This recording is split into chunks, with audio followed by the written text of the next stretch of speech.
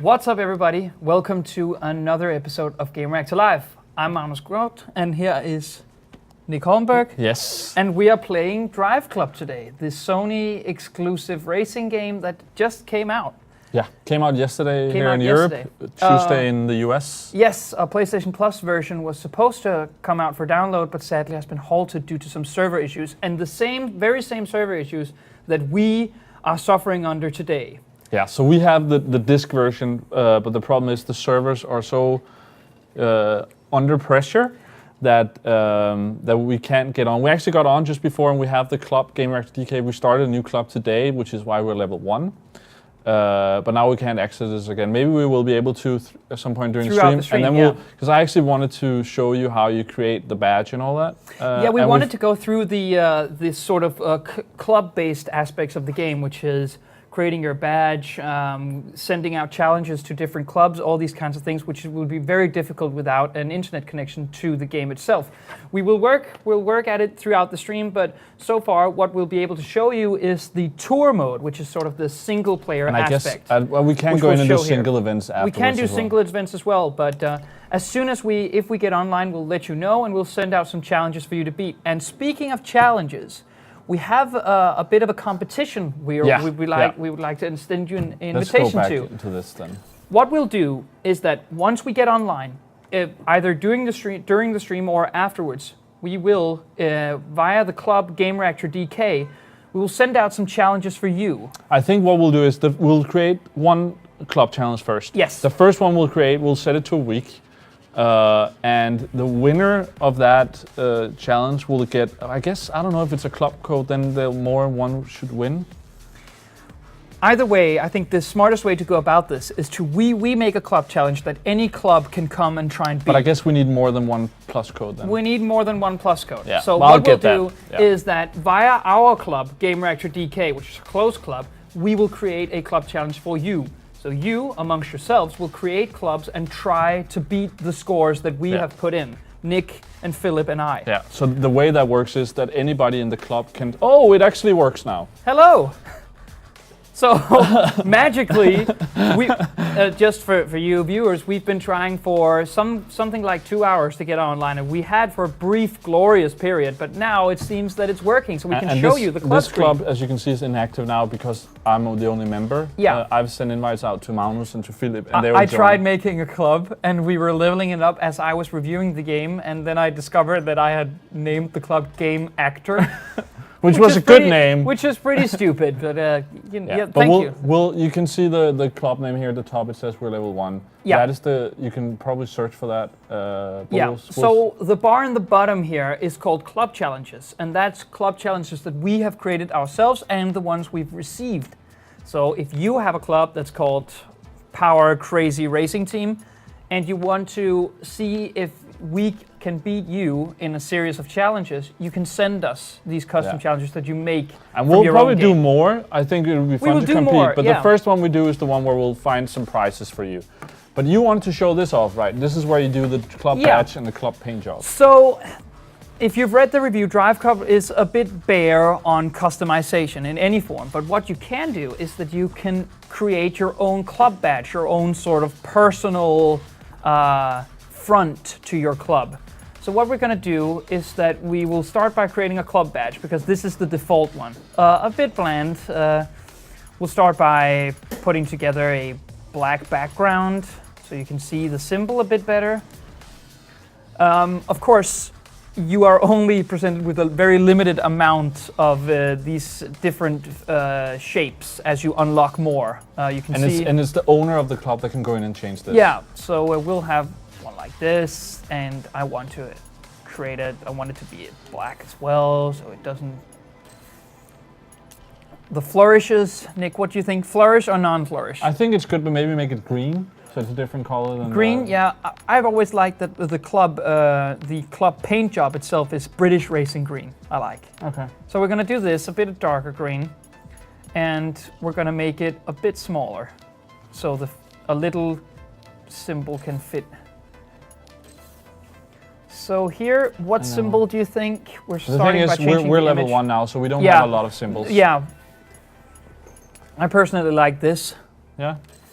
And make it smaller. And making it smaller. Oh, see, that's pretty stupid. Yeah. Either 60% or no. You know, that should be our motto.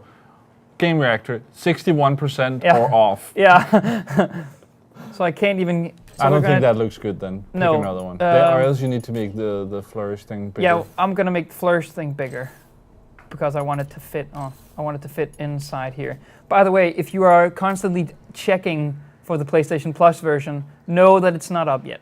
Not anything close. Oh, you. So actually, what I'm gonna do is I'm gonna turn the flourish thing off.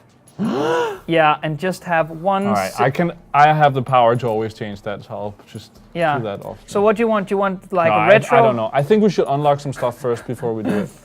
Don't tread on me. Yeah. Yeah. You see, simple, nice. We're gonna have that so far. Right-wing extremists. Shouldn't that be yellow then? Thank you for mentioning that, actually. So people will just think. Why are you the red? Don't tread on me.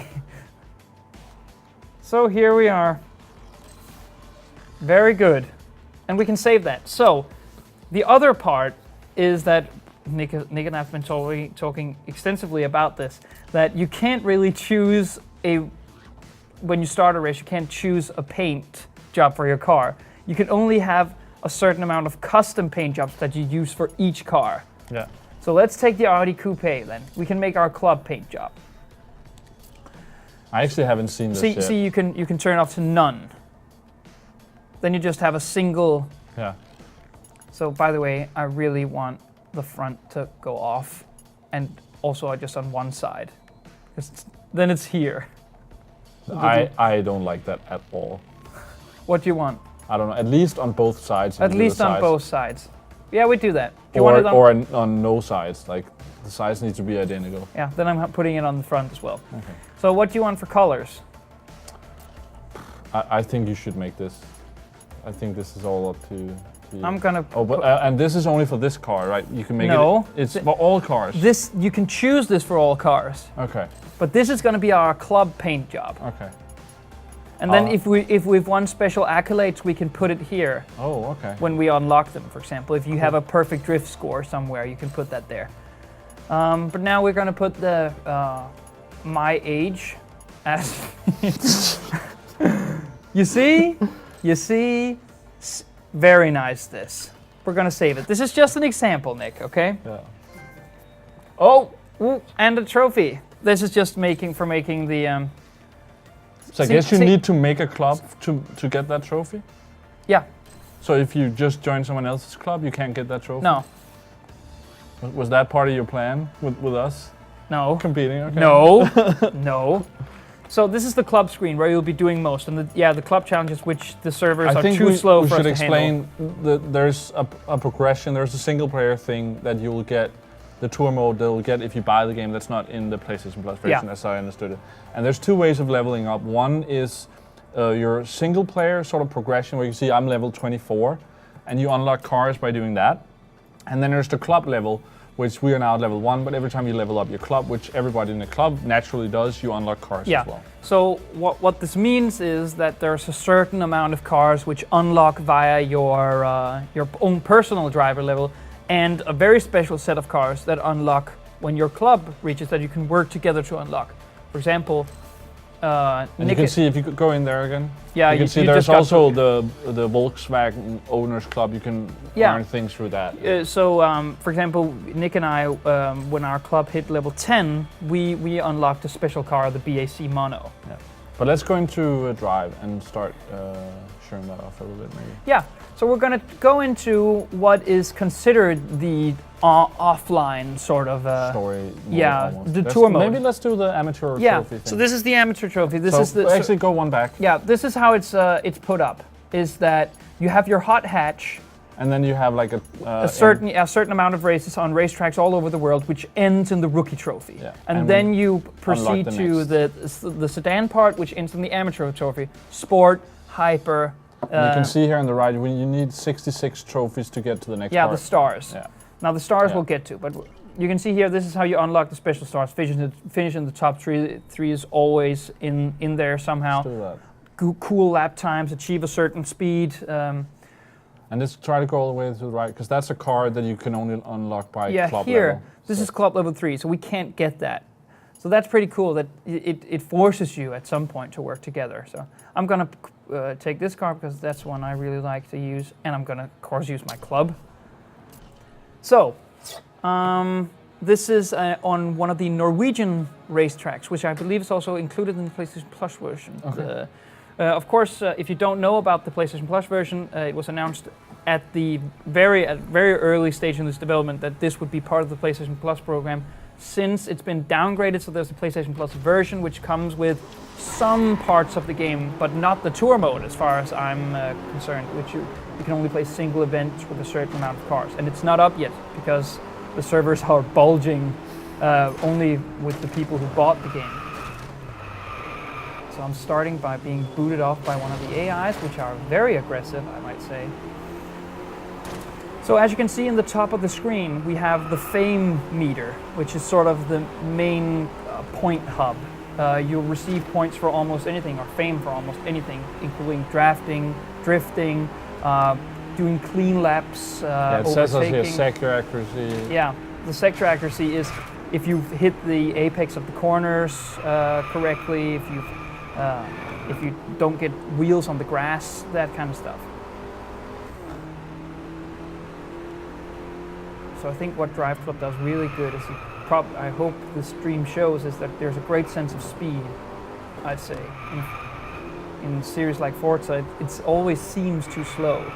And actually, if you change the camera, you can see it even more. Yeah. Here we go. Yeah, that's the one I prefer. Yeah, I prefer it. It's more fun. But I end up playing with the other one more because you want to set good times, and it's easier to set good times. Especially the drifting, as you talked about, is easier. You just get a better overview of the track and of your opponents, especially when you're racing against others. It's difficult to see where they are. If it's at night or anything like that. So I end up playing, well, sometimes with this, but if I want to beat a time, I use the other one because it's that thing where that's the best. So if you want to beat someone, you know they're probably going to use that as well. If you want to have a chance, you need to use that as well. But I think it's also the thing that's very nice about having this first-person perspective, you might call it, is that you can really see the detail that Evolution Studios has put into the little finer things about each car. Now I'm just getting booted off the track. Maybe change back to... Yeah. Sure. People asking questions? Of course, yeah, if you have any questions for us, please do ask. Philip and I have written 2 opinions in the Gamereactor's review.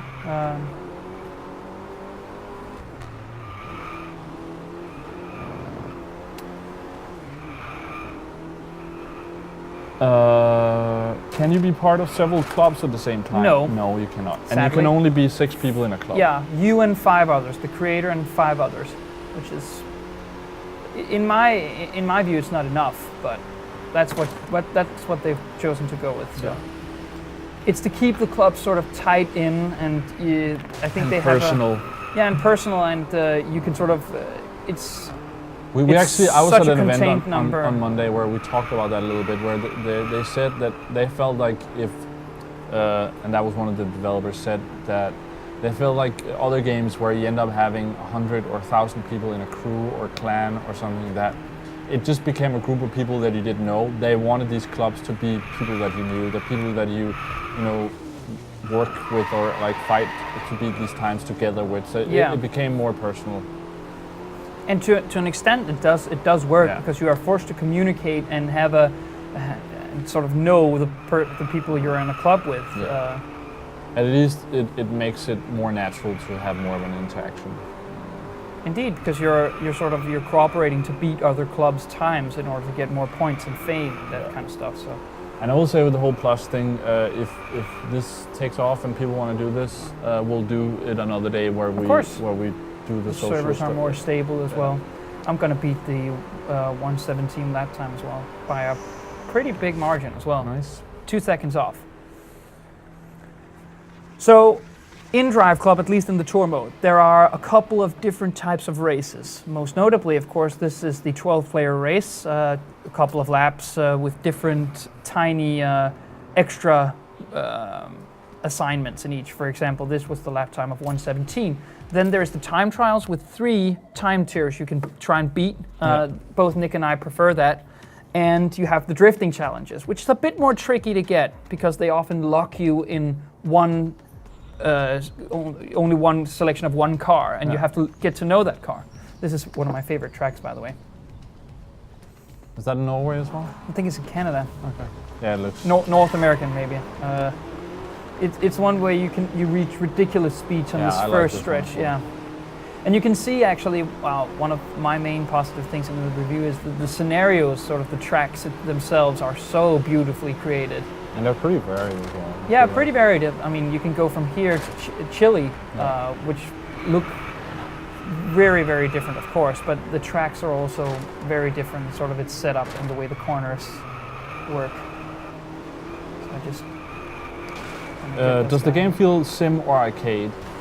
So there's That's been the big discussion. Very sadly, much, like too much focus on that. I think it's very sad to see, at least in the, not sad, it's great to have a debating community about this also in the comment section of the review. However, it seems that people are a bit more interested in whether it's a sim or it's an arcade.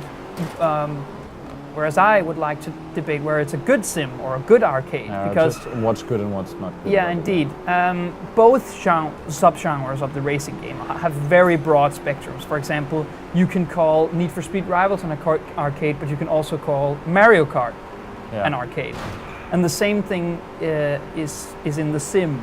Some people think Gran Turismo is a simi sort of game, but then there are some PC players who think, oh, there's way more simi games on Indeed, PC. yeah. And there is. I think it's, to me personally, and I wrote that in review, which I got a bit of harsh comments about, is that I personally consider this a sim. It's a sim with some faults where it lacks some of the customization and some of the more hardcore elements of a traditional sim like Gran Turismo, that you can fiddle with the brakes and the suspension and these kind of things. But I still think that it's in the name, simulation. And I still think that Driveclub tries to simulate something that's real. Yeah. So it's not a Need for Speed, and it's not Gran Turismo. No, I feel it lands somewhere in between, and that's me too. It could end up being really good, and it can also end up being a huge problem for the game. It can be good because it might reach an audience that otherwise is not satiated by any other of the racing series. However, it might also end up with a bit of an identity crisis. It's a thing where some things in the game are very semi. Also, like the weather update will come at some point where they're going very realistic, and the way the car looks are very realistic. And then come into the things that you're talking about as well, that customization is not really there. They sort of want to do a little bit of sim feeling, but then also they talked about that they don't want to exclude people. That's why they don't have a lot of customization, so they don't want people to lose a race because someone is better at knowing what sort of tires to put on a car. Indeed, and also the game director Paul Raczynski said, which I also mentioned in the review, that to simulate something real, then you need the cars exactly to spec, which means that there's no customization because they feel that having customization, then the cars would not feel as real because you put some other tires on this Mercedes that was not meant to be there, or you fiddle with the suspension, the cars lose some of its authenticity. Oh wow, he completely trumps me there. And that's I think one of my big problems with the game. Very aggressive AI. That sometimes the AI is a bit weird. Yeah, it is, certainly is. And you could end up losing that race, and then having to replay like the whole championship to get that. So to sum it all up, I think there are aspects of both the more fun, relaxed, pick up and play stuff of the arcade racer, and some of the more nitty-gritty sort of know-how of the sim subgenre. So, but if you find Gran Turismo a bit too nerdy and Need for Speed a bit too shallow, then this might be right up your alley. I think in that way it could be really good for me, because I feel like Gran Turismo is something where I don't want to spend the time. I don't have the time to spend on that sort of game where you need to know a little bit more, but I do like it's a little bit more serious than Need for Speed, which I'm having fun with, but that it is more of a real car game than Need for Speed is, so we'll see. My personal favorite, I play my games on PlayStation 3 and now PlayStation 4, but my personal favorite racing game of all time is the first Forza Horizon. Yeah, I completely botched that. The first one? The first, I haven't tried the second one on Xbox One, but on Xbox 360, because it was open world, which I didn't mind, that doesn't really matter.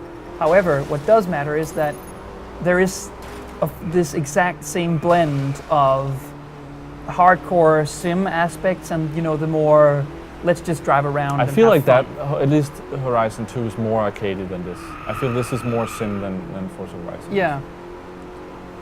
A lot of people, some people have used that same sort of debate subject on Grid Autosport, for example, which we reviewed this June, I believe, which has the same sort of, it's not quite Gran Turismo, but it is a track-based hardcore racing game. So what do you do with a genre like that? Do you have sort of an in-the-middle thing, or do you really want to put a genre on it? No. I think that can become really tough. I will say this is actually, I've been frustrated with this game at times, and at times I've had so much fun. Yeah. Enough fun that this is actually the track that I ended up spending more than an hour on just doing laps. Yeah, to beat your time. Yeah. There was a challenge we got, I think it was a club challenge actually, where a competing outlet or something had challenged us to do the fastest lap time on this track in hatchback. And as you can see, it takes about, I think, a little over 3 minutes to do a lap.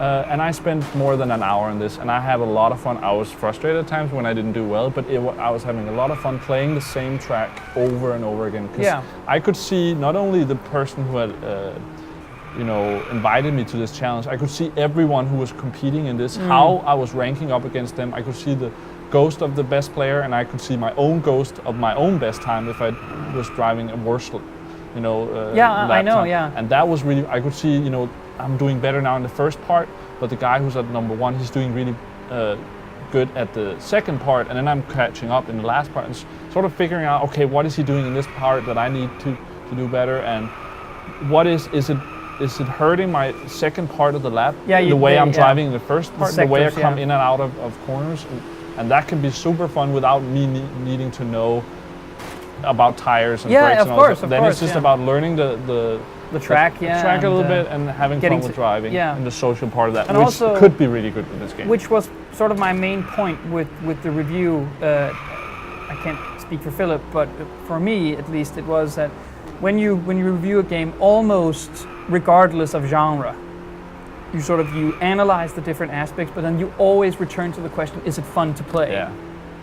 And that's, if it's Gran Turismo, Need for Speed, whatever. And not in the way funny, haha, but in the way that... Is this entertaining to me? Because it could be a horror game where it's scary. Yeah, but a game can have entertainment value based on a number of different parameters. And I think that once you come to grips with that Driveclub lacks some interaction and some aspects of it to be like a true contender for the racing throne, I still think it's very, very fun to drive and beat your own times and level your club, and so ultimately it's very fun. And I think in the end, it's entertaining. I think it's free and plus when that happens, when the servers are doing better.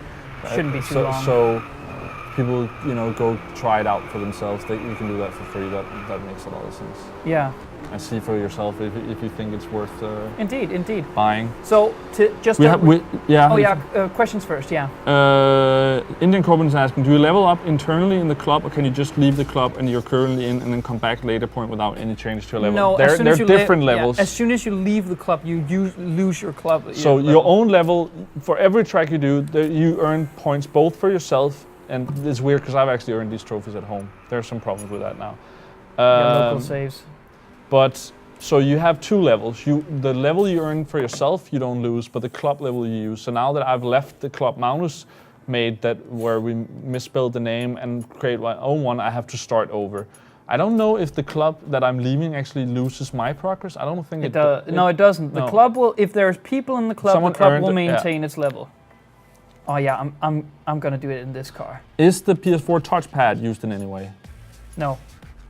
Which is kind of odd now that you ask. Yeah, but also I'm not sure. It would be nice if it was used, but in the other way, I think it's worse if they use that sort of Yeah, thing. for Just for something like, oh, we crappy, need to yeah. make it. I think Driveclub has a lot of menus because it has a lot of multiplayer interaction and layers in that sense. But I believe that the touchpad is used for sort of a central back to the main menu button, which doesn't really mean anything, but you know, it might be nice. And people asking about the controller. I brought my controller today because if you watched the stream yesterday, we were having problems running out of battery, and I knew mine was charged, so that's why I brought it. I remember really struggling with this drift challenge. It's very hard to get the car around these corners here. Let's see. No. Does the challenges get locked to a certain car, or can you beat with a much faster car? It's sort of usually in a group, so there would usually be a challenge in, say, hatchbacks. So there's different cars there, but they're all sort None of them are completely overpowered. Then one have a little bit more acceleration, one has a little bit more top speed maybe, but they're sort of in the same level. How are the trophies? It seems very doable. Very doable. I think it is going to be a lot easier if you buy the game, because you're getting locked out of some cars and some tracks. You're going to have to play the same levels a little bit more if you use just the PlayStation Plus version. Watch that. Well, what's the main aspect of the trophies is that you need to drive 1,800 kilometers in a club, which just requires you to start a club or be a member of a club very quickly, and then just do a lot of races. I just want to show here where you have my progress on the left that we earned here, and on the right the club. That doesn't go up now because I'm only one person in the club. You need to be 2 people. Yeah. So the level I have where I'm level 24, I don't lose no matter what. Where the club level is earned in the club that you're in. Yeah. So now that I'm starting over this club, we have to start over. Yeah. The other thing is the thing with the trophies. There will be DLC. They have a big DLC plan for both free and bought stuff. But there's also already the trophies are divided into 2 things. There's the stuff that you can earn in the free version on PlayStation Plus, and then actually this tour mode. Let's go out here. This tour mode is actually a separate trophy set right now that you're earning on top of the other ones. It's extra. Yeah. So we're being asked how the graphics compare to Forza 5. First off, they're kind of the same in the sense that we mentioned Forza Horizon, but these are both Forza 5 and this is sort of track-based. Bit more hardcore, requires you to learn the corners and these kinds of things.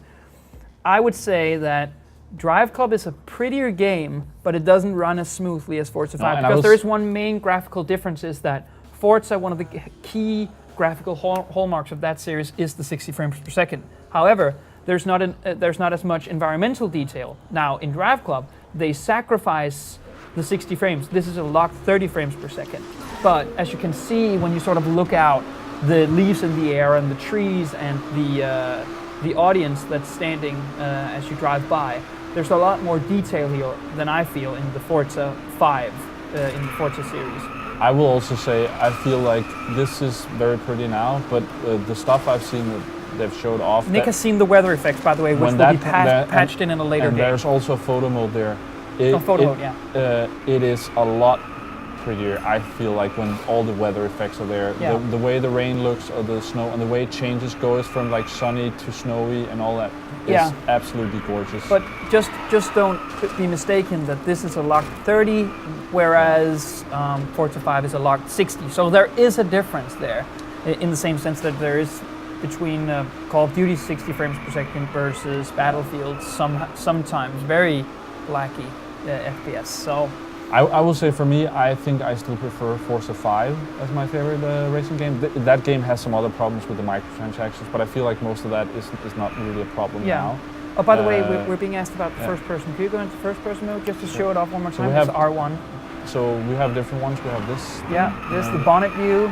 I used this when we were racing. We got to try a cool racing wheel at the event. I think it's the Thrustmaster one, right? No, a different one actually. Oh, okay. And then that's dashboard view, and then full first person. This is the one I actually by prefer. The way. There's a bit of drift score there. How does this game stand against other racing games? Well, we've both. My favorite racing game is still Forza Horizon.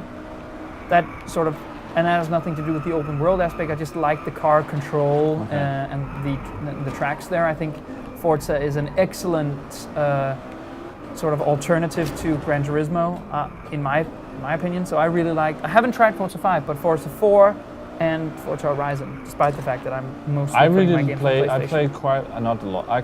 Played quite a bit some of the older Gran Turismos and really liked that. But that became something where I felt like I didn't have enough time. And that's also, I haven't played a lot of Forza 5 actually, but I think that's the most fun I've had with racing. In Forza 5, yeah. Yeah, but I think I'll play this quite a bit. I'm having a lot of fun, especially if we get a lot of viewers or just friends that I have on here to play it, because I already before release, just competing with people has been so fun, and getting challenges all the time and seeing, oh, Magnus is beating me on this track, and that is really something that hits me more than trophies is, where like I want to beat everyone, I want to be the best. So the thing is, one of my points in my review is that whereas you might find a bit better car control in Forza 5, or you might find that it has a bit more superior tracks, or the better car collection of any of these sorts, I think the longevity comes from having the superior multiplayer suite. I will say that's where Driveclub, I think, really excels, is that the entire club aspects, the small face-offs and the challenges you can send to other players and clubs,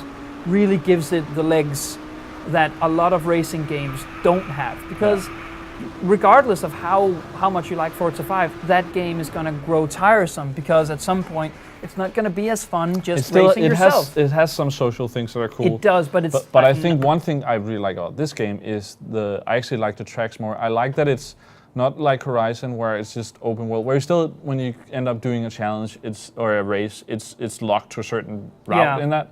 But that these levels are not, race tracks. It is a racetrack placed different places in the world, sort of in the real world. We have an interview, I think, up on our site where where the game director says that many of the corners are inspired by real racetrack corners. However, they've been put in a new, more beautiful context so they can show off the scenarios. And that's what I really like, the design of the levels. Yeah, where you're being flown into the track is really nice. But also just when you're playing through these levels, indeed, there's a lot of variation, and they look better than I got tired in some racing games just looking at tracks, because they look very similar. Indeed. Silverstone and the Nürburgring. They look holy crap, yeah. And the Nürburgring takes 10 hours to get around. It's like 18 kilometers. So the thing is, by the way, just to answer one quick question. In my opinion, the 30 frames per second makes it's different. I'm not the kind of guy that says that it doesn't matter, because it's definitely noticeable that this is 30 and not 60. Whether it's a problem. I didn't actually think about it. No, I do think about it, but I don't consider it a problem. My gripes with Driveclub was never the visuals and never the amount of frames. I think this game runs beautifully. Yeah. So that's it has different problems. But I think for me, there's most games I don't care. It's good if it's there and it matters, but for most games I don't really care. There's two kinds of games where I care a lot about it, and that's twitchy shooters. Like the Call of Duty series. I think Titanfall, I don't know, something like Titanfall is not 60? I don't know, but I don't remember. But like just in general, fast shooters and fighting games. Yeah. Street Fighter, those sort of things. Killer Instinct on Xbox One is also locked 60, I believe. If those are 60, I think it matters a lot. It does. But that's more of its competitive side, though. And same thing with Call of Duty, is that you need that. It's not only about how the graphics are flowing. No. It's also about how directly you can control something. And like I play most Call of Duty, but I actually play quite a bit of Battlefield. I haven't played 4 that much, but I played a lot of 3. But that was more a matter of that I didn't have a PS4 at that time. Yeah. And that one, I actually think it's okay that it's not 60. I don't think it matters that much for Battlefield, but because it's sort of a slower shooter. Please reach 155 miles an hour, by the way. I will. Just on the next stretch. Yeah. Oh, that's pretty well saved. How are you liking the club paint job so far? All the cars we choose looks like cheese, which is a bit disappointing. Should it be called the Cheese Club? Yeah, the Cheese Club, yeah. And then we have sort of this Tea Party style emblem on it. Maybe we should have made it green then. Yeah, we should have. But I'll probably that's very good. Very good. When yes. we've leveled up the club a little bit, I'll use some of the symbols that we unlocked. Yeah. So please, by the way, if we can see that there's a Gamereactor community building around the game, and you send us challenges, and we can get some kind of competitive string going, we'll be taking this up for stream again. We'll be taking on your challenges, but it does require you to tell us that you want to see more. Yeah, for that to be a stream, I will definitely play it. I will. Me and Nick will be in the club along with Philip, and we will always be taking your challenges whenever we can. So, but if we can see that this becomes very popular, even via the PlayStation Plus version or just the plain bought version, we will definitely take it up for stream again. But as you might notice with the fall gaming calendar, we're coming into a very, very busy November. So we'll see. Oh, you reached the 155. Very nice. I really, by the way, I actually really like this car. Yeah, I don't like the way it looks, but it definitely handles. Before or after the scratches? Not just before the scratches. It's an Audi, so it's boring.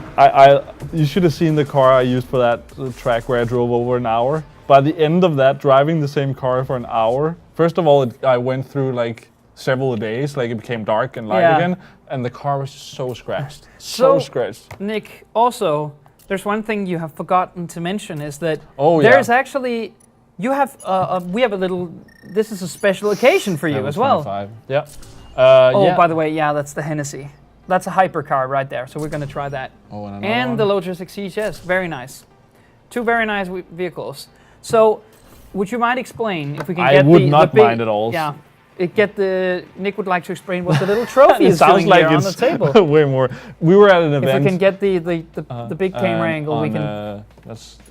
I counted, so we actually have enough for this now. You should play this after. Yeah. Yeah, but anyway, I won a trophy with Ingvi. We won the competition at a... You did? It was a Danish event, but there was actually a couple Swedes there, I think. At least we were not just Danish. No, you beat the Swedes. That's the. I just want to say it was not just. Anyway, we won. Ingvi and I won a trophy. He has his at home, and we won a champagne as well. So that was awesome. Should we open it? I think we should. That was sort of the plan. Yeah. Yeah. But I think Nick is planning to drink from the bottle, or from the trophy itself. From the trophy, yeah. Yes. Yes. But I think you should actually. So just to answer a couple of questions in the meantime. We definitely think that delaying the PlayStation Plus version and the server issues themselves really hurts the game that's been delayed for a year. Really sad. It's really tragic that they can't get this right. I think even if it wasn't delayed, it would have been bad, but it makes it even worse when it's been delayed. And another question is, how long is the single-player campaign? As you can see that these little squares here, tiles, are all single-player events in and of themselves. There's 225 stars. So this is the hot hatchback, this is the sedan, this is the super, this is the hyper, and this is the sport. So there is quite a lot up to the Legend trophy. Yeah, and you need 166 to play that. Yeah, so I played it to the... Are you really going to open this one? Yeah, I played it to the You know we end. made a big mistake here. Yeah? It's so warm. I didn't cool it. It doesn't matter. Here's my cup. I shouldn't have said that. No. So what we're going to play now, I think you should do the Semi-Pro trophy. Yeah. I actually counted if I got all 6 stars in the other one, we would have enough. So these are sort of the culminating experiences of each vehicle type, where you take part in 3 races with different small face-off challenges in them, and try to advance to the next group of cars. So we're gonna take the new one that Nick has just won, which is the Lotus Exige. Very light car, so it shouldn't drift too much. And we're gonna put the cheese club paint job on it. Everything's good. I really want to make a new club that's called like something with cheese. Yeah, Biohazard Cheese says, Appreciation Society. Biohazard says that we should know that drinking and driving is a bad idea. That is true. I thought that joke was actually quite fine. Yeah, that's good. I also want to say we were competing different clubs. We're racing on another track in the game. Different clubs. We were 4 to 5 people in each club. We were 4 in our club, Ingvi and I drove the track in 3:40. We had like 4 tries, I think, for the track. I drove in 3:45, Ingvi in 3:49. Our average for the club was 3:50. So both of us were on the higher end of the club. We were the 2 fast ones. Just want to say, Team Gamereactor, go. Team Gamereactor is going. Very nice, Nick. Oh God. on the iPad. They actually barely you, hit sir, the iPad. is our circus. So while Nick is pouring it up in his trophy, this is more than just celebrating the launch of Driveclub. This is celebrating that Nick and Ingvi finally won something. Oh, cheap shots. Cheap shots. The thing is, the good thing about this is now you'll be able to tell in the game who is better.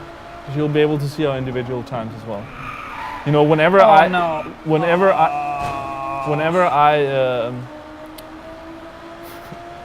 open champagne, I always need a towel.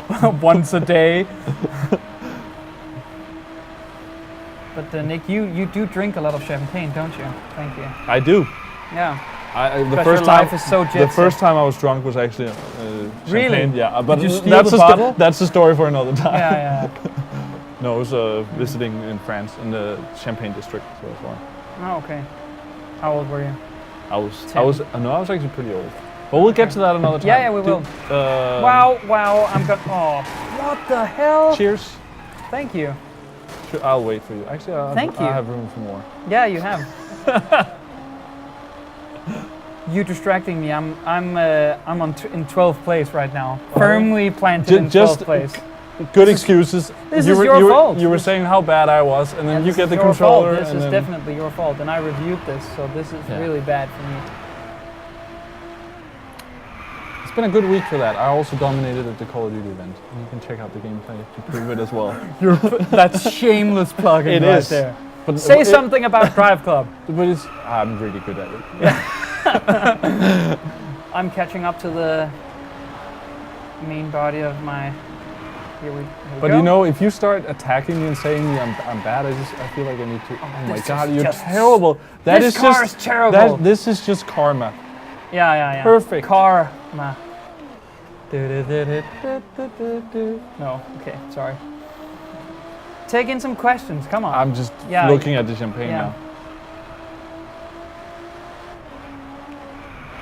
And this is just going not smooth at all. There's no rewind feature in this. No. Which I actually like. No, you know you don't have not to in use Gran it. Turismo either. Isn't it only Forza Series, Horizon, and the motorsport stuff? Yeah. Grid as well, maybe. I'm not sure. I don't know. But it's like, you know, you cannot use it, but it's just, if I compete against someone and you know the other person might have used that, then it kind of feels unfair. And it's sometimes hard not to use it. Yeah. I generally don't. I did a little bit on stream actually when we played Forza. Oh, okay. For that, I actually like it because I think replaying there is a little bit annoying on stream. But with so heavy sort of, I feel, focus on the social aspects and beating challenges, I feel like that would compromise. Yeah. I do think it's cool it's there in Horizon because that sort of makes sense. Yeah, that makes total sense. I would like it wasn't there in Forza Motorsport. That feels more sim. Even though there is more sim. Yeah, more racers. Fire to the sim arcade debate. Collision penalty. This is. There's a question in the chat here that I feel like I need to read out. Duso is asking. No, it's actually not like that at all. Okay. Has there ever been a stream with Nick where he didn't mention COD? No, I can't remember. I don't know. Maybe that will be a competition. If you was it you and I who streamed Warriors 3 Orochi? I think that I feel like that entire stream was about Japan. I'm pretty sure I brought up Call of Duty in that stream. Oh, you did? No, that's sad. It's not sad at all. It is sad that you can't put that to goddamn rest. It's a great reference that we know you like Call of Duty. Stop going on about it. That wasn't about liking it though. That was about that I needed to let you know that I'm good at this and I'm good at Call of Duty. Actually, one of the developers was first when we had finished. Well, now you're bringing this back up. Yeah, come on. So we played one of the maps, and one of the other guys from a competing outlet was like, "Well, what? You got 35 kills?" And I was like, "Yes, I did." Yeah. And then a developer came over, and I was like, "Oh, I was pretty happy with this." And we got the clip, which is nice. We don't always get to do that. And he was like, "Yeah, and I'm really happy that you did really well because that makes the game work better." So. Thank you. All right, enough of that. Actually, when you mention Call of Duty, it's often not about the game at all. No. It's just how well you did at some event. What? No. This story was not about Call of Duty at all. The one you just told. This was, yeah. But notice how when I brought it up earlier, it was about shameless self-promoter. That's you. Well, you're just sad because you have can nothing retry, to self-promote. Yeah, you can retry. You can retry to. Oh, do I need to retry because you didn't do well? Yeah. I'm gonna take that beating. That's By the okay. way, how are you doing on trophies? Have you bad. caught up Yeah. yet? Did you just drink of the cup? That I waited for you to drink? I didn't drink yet. You just like faked it, or? Yeah, people will be the. People will Great. judge. Will see. Cheers. That, yeah, cheers. And congratulations on your Thank you. one victory. To Ingvi as well. And to Ingvi as well. Yeah. Wow, this is really warm. This is a weird stream. Yeah, it's okay. You won this. I did. Do you I'm have an idea for a better use for this than now? The one time we'll be streaming Driveclub? I think a cold version would have been smart. Yeah. Yeah, I see that. Actually, can you give it to the other guys? I feel like they should get a taste of the warm shit as well. Duso says, it's like every time the talk falls to Driveclub, you mentioned you had the best time at the competition. That's because everyone is bringing me down right now, and I feel like it's not based on real, the real world. Everyone's like, oh, you drive really poorly. Well, clearly I'm winning the races, you're not. Clearly I won a trophy, you didn't. Again, you're bringing it up. So, viewers, if you have any problems with Nick's shameless self-promoting on himself, write to his stream. personal email address at Nick is a douche at Gamereactor.dk. Nick, don't be so offensive. It's the alcohol talking. Before I even had in. Yeah. It's probably okay. You reached the 170 already, that's nice. I can give you compliments, actually. I'm better at that. And I would give you some as well if there was something to come. Oh, wait, oh, look, oh, that's so poor, oh no. What you ended up 6th, right? Let's see where I end up. Yeah. Let's go. Come on. I don't know. Yeah, but you see, you're driving without drafting, which is really stupid in this game. And still I beat you. On 5th place. Yeah, and what did you end up being? I ended up 6th, but at this point I was 1st. Okay, great. Yeah. So you're the guy who's first when you're not finishing the race. Okay, this is turning into a battle instead. Yeah, I don't know if this is fun too. Yeah, we're going to be more constructive for now. So, you're actually doing really well here. That was, I think, 175 miles an hour. Yeah, they are really aggressive, aren't they? Yeah, they are. What the hell? They are. Yeah. You didn't get a corner penalty there, briefly, did you? That would be very. I got a penalty for hitting them, but I didn't get the slow down. You got a penalty for being hit furiously by them. Yeah. That corner, by the way, is really tricky. I'm gonna do terribly now. And I got a boost because someone hit my bike into the car. My behind. Yeah. Go ahead. You mentioned that sometimes it's actually better to take. Oh my God! It's the car. We need a different car. But could we choose other ones? No, we can't. We can't choose other ones. This is the first race, so let's take another car you're more comfortable with. Quit. All right. Sorry, viewers. I have a huge problem with quitting, actually. It's a pride thing. Can you plug the stream tomorrow? What kind of stuff we'll be doing with here? Yeah, I totally can. We're gonna news as always on Friday, the first hour, and then we're gonna. Wait, let me just look at this. I'm actually going to grab some more of this while you talk. And after that, we're going to do Destiny GR Friday nights, and we're going to attempt the raid. There's still a couple of slots open if you want, and if people don't show up, you might want to be on the backup list. Yeah, we're going to attempt the raid, so Dory has agreed to stay extra as well. So plan is we'll continue the stream until we beat the raid, unless it's like many hours. But the last couple of times that I've finished, I've played through the raid twice from the beginning. Yeah, and then just 3 and 2 hours. Yeah. To recap, we tried the raid when it first got launched. I think a couple of days after, and we were beaten at the opening. The opening event. But that's because we have several level 24s, including myself, at that point. So wow. Your car turned invisible. Yeah. So Nick has since then tried the raid with a couple of GR aficionados and completed it, I believe, a couple of times. Yeah. So we should have a better standing chance this time around. And if you haven't seen the Vault of Glass raid yet, which is one of the most coveted parts of Destiny for a lot of people. I also feel like with reviews and everything, that is a very big part of the game. I mean, if you don't want it, of course it's not, but Destiny is in many ways built for that sort of content. And it's totally new content. It's on Venus, so it has that sort of design, but it's totally different than any of the other levels. It doesn't reuse any of the earlier artwork.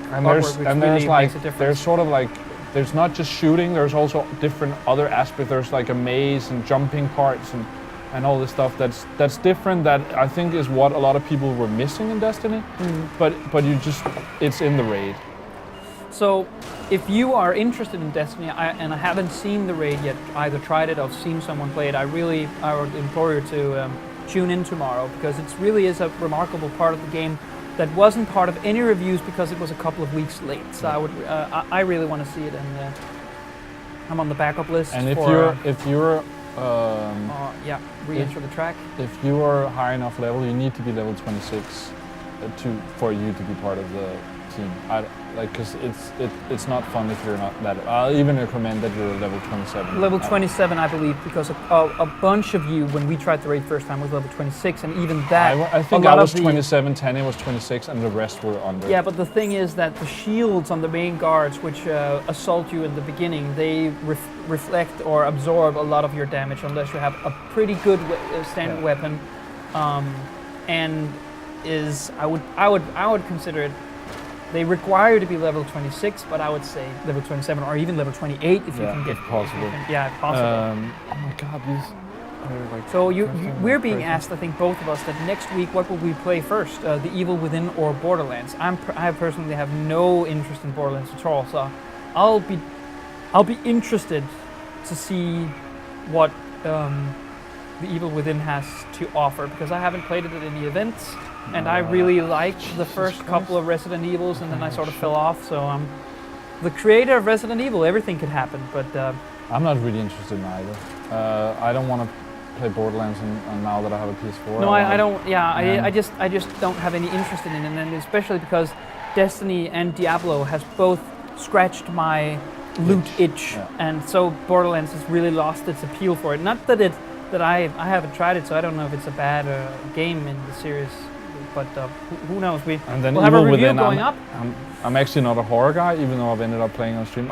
You played Alien Isolation and most famously Outlast back on the PS4 when it came out, which I believe was in the spring. I will say, I think I don't know if next week, but if people want, we'll try to stream both of them. They're definitely both on the list of games we want to stream.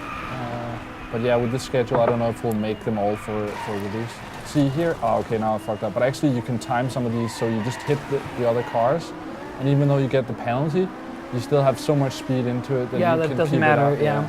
Because the penalty assigned to you does not affect the speed that you currently have when you did the crash. It's only when you press the throttle.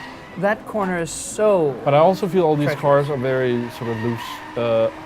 You choose the Ferrari California, also a pretty loose car. Maybe I'll actually let you give it a go. Okay. We're going to try this one more time. What was I about to say? Oh, no, I don't remember now. Here you go. Anybody complaining about me sounding like a douche anymore? No. Okay. No, we're past that. We're past that. But yeah, we have Assassin's Creed next week. We're playing Assassin's Creed 3. With Petter, he's coming back. We have a lot of prizes for the next stream, several collector's editions. One thing that annoys me with this game is I don't feel like the numbers on like how much speed and stuff it has is always totally accurate. Yeah. Because the ones, like some of them are more drifty than you think. The thing is though that it's tricky because they haven't put numbers on it. It's just a little meter that tells you, and a bit off and a bit on the meter can make a world of difference, but it would be easier if, for example, they were assigned a value of 1 to 100. But it also depends on the speed and how heavy the car is and all that. I was even late to the start there. So you put yourself in the draft early on. What the hell? Yeah. And then you got track impact as well because you pushed me. Yeah, because he pushed me.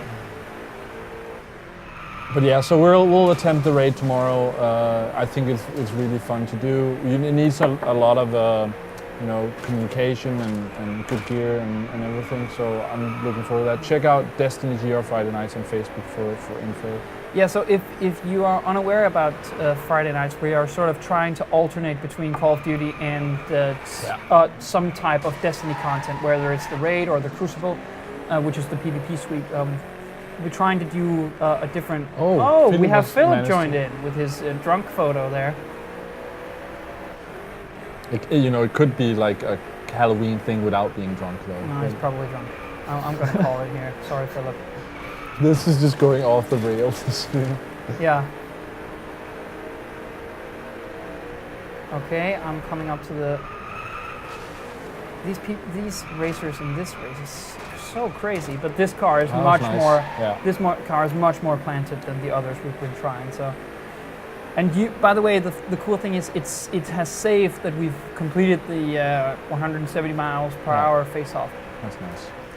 We've been asked earlier, while we were bickering earlier, that we should try the 6-axis control, which I didn't test as part of my review actually. That you can steer, classic. Like, yeah, back. I don't want that. No, I don't want that. But apparently it's a thing, so we should try. Okay, I guess we'll do it, but not in this championship one. No, I really want to win this championship. Also because then you have me to replay. Oh no. Yeah. It still wasn't that bad. No, but I came in with much. If you don't know. The thing is, I don't feel like there was a lot of penalty on there.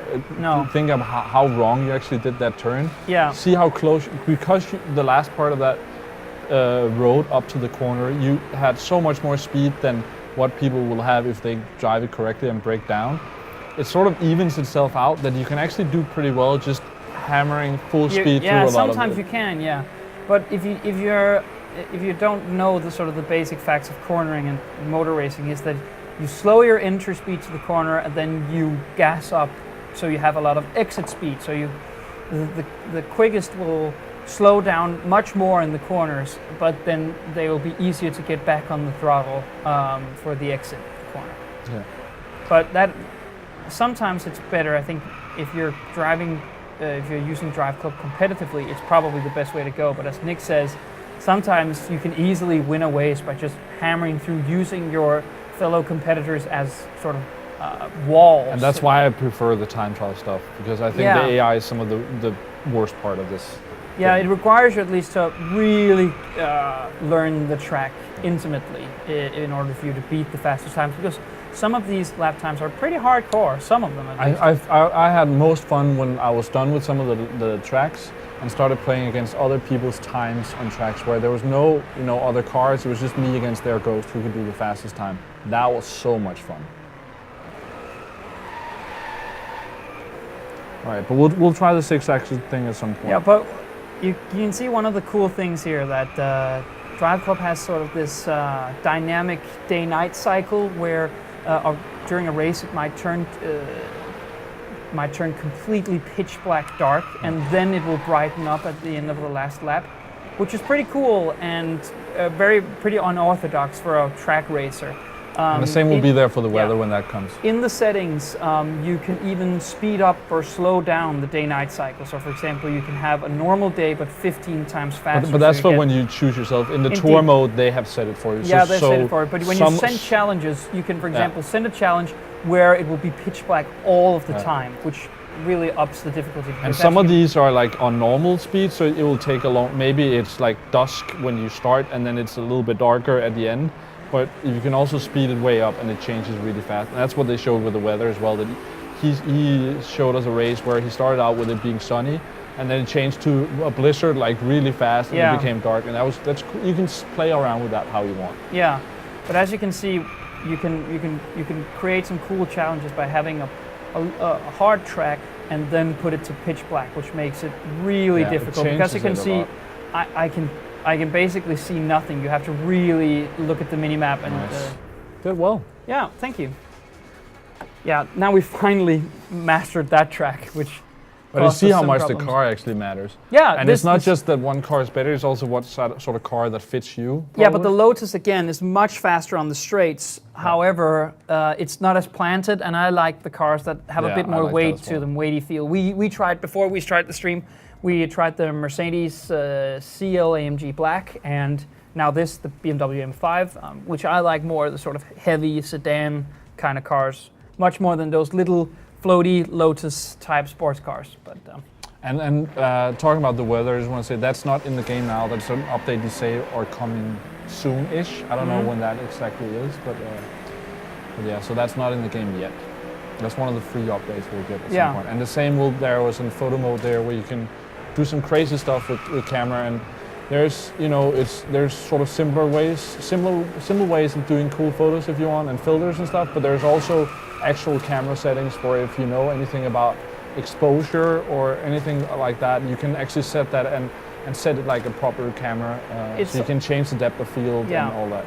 Sony has done a good job of including the photo mode in several of their exclusive titles. First off, we had Infamous Second Son, and then The Last of Us Remastered, which really gave sort of the creative palette to the users themselves. And what came out of it was some really, really beautiful photography. I'm really looking forward to that with this. Also, how beautiful the game is. Yeah, so that's pretty cool. Again, taking into consideration that this game is a year late, it is, I think, a bit embarrassing that it's not there from the get-go. But you know, that's how these things are, and we're forced to wait on them. Both the weather update, which adds dynamic weather, as Nick mentioned, and the photo mode.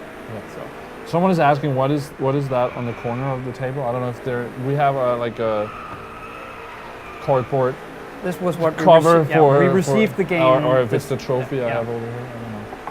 Yeah, we received that little folder with the disc when our review copies arrived. So I'm going to try getting the lap time of 1:26 now, and completely messing that corner up. But see how you still did. As long as you get back on the track. It's good. It's good against my competitors, but it's not good for my lap time because I needed. And then again, I came in with too much entry speed, and then my exit speed was completely botched, which is stupid. We'll see if I can get to the 1:26 lap time. I have 2 tries left. So yeah, you can cut that corner without getting the corner penalty. Learned. See, a bit slower entry speed, and then back on the throttle. I think you should still slow down a little bit sooner, and then you'll have more exit speed. Yeah, and then of course basic racing. Put yourself in the opposite side of the corner, and then you can cut in over the apex. Let's see if I can hit it. No, I can't. That is the best way to go about it. But of course, let's see, I just missed the apex again. I mean, ideally, you want to completely cut out any drifting, because that you lose a lot of speed that way. But then again, it's as Nick mentioned earlier, it's a bit more forgiving in that sense that you can drift a bit in the corners and you'll still come out with a lot of exit speed, which I think is fine. It's not as brutal as Gran Turismo can be, I think, if you've set up the ratios and you're... No.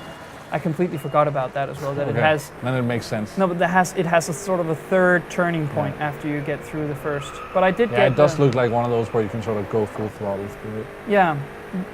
We tried a course just before the stream where there is this sort of three turning sort of snaky, but you can throttle through. I guess if you had like the fastest car in the game, maybe you would need to slow down a little bit, because it's sort of right on the edge that you can make it.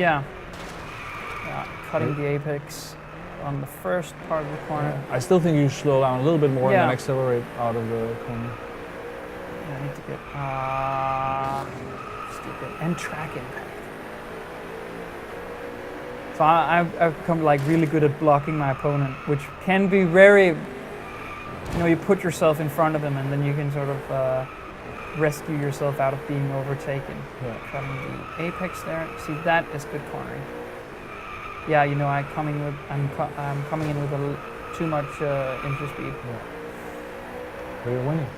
I am actually, barely, but this was a pretty good lap. So we're on the road to get the amateur trophy, which it seems that you'll be getting twice. Yeah, I've gotten some of these things before, but I couldn't get that. I had downloaded my save and got my personal level down, but I didn't get my progress in the single player.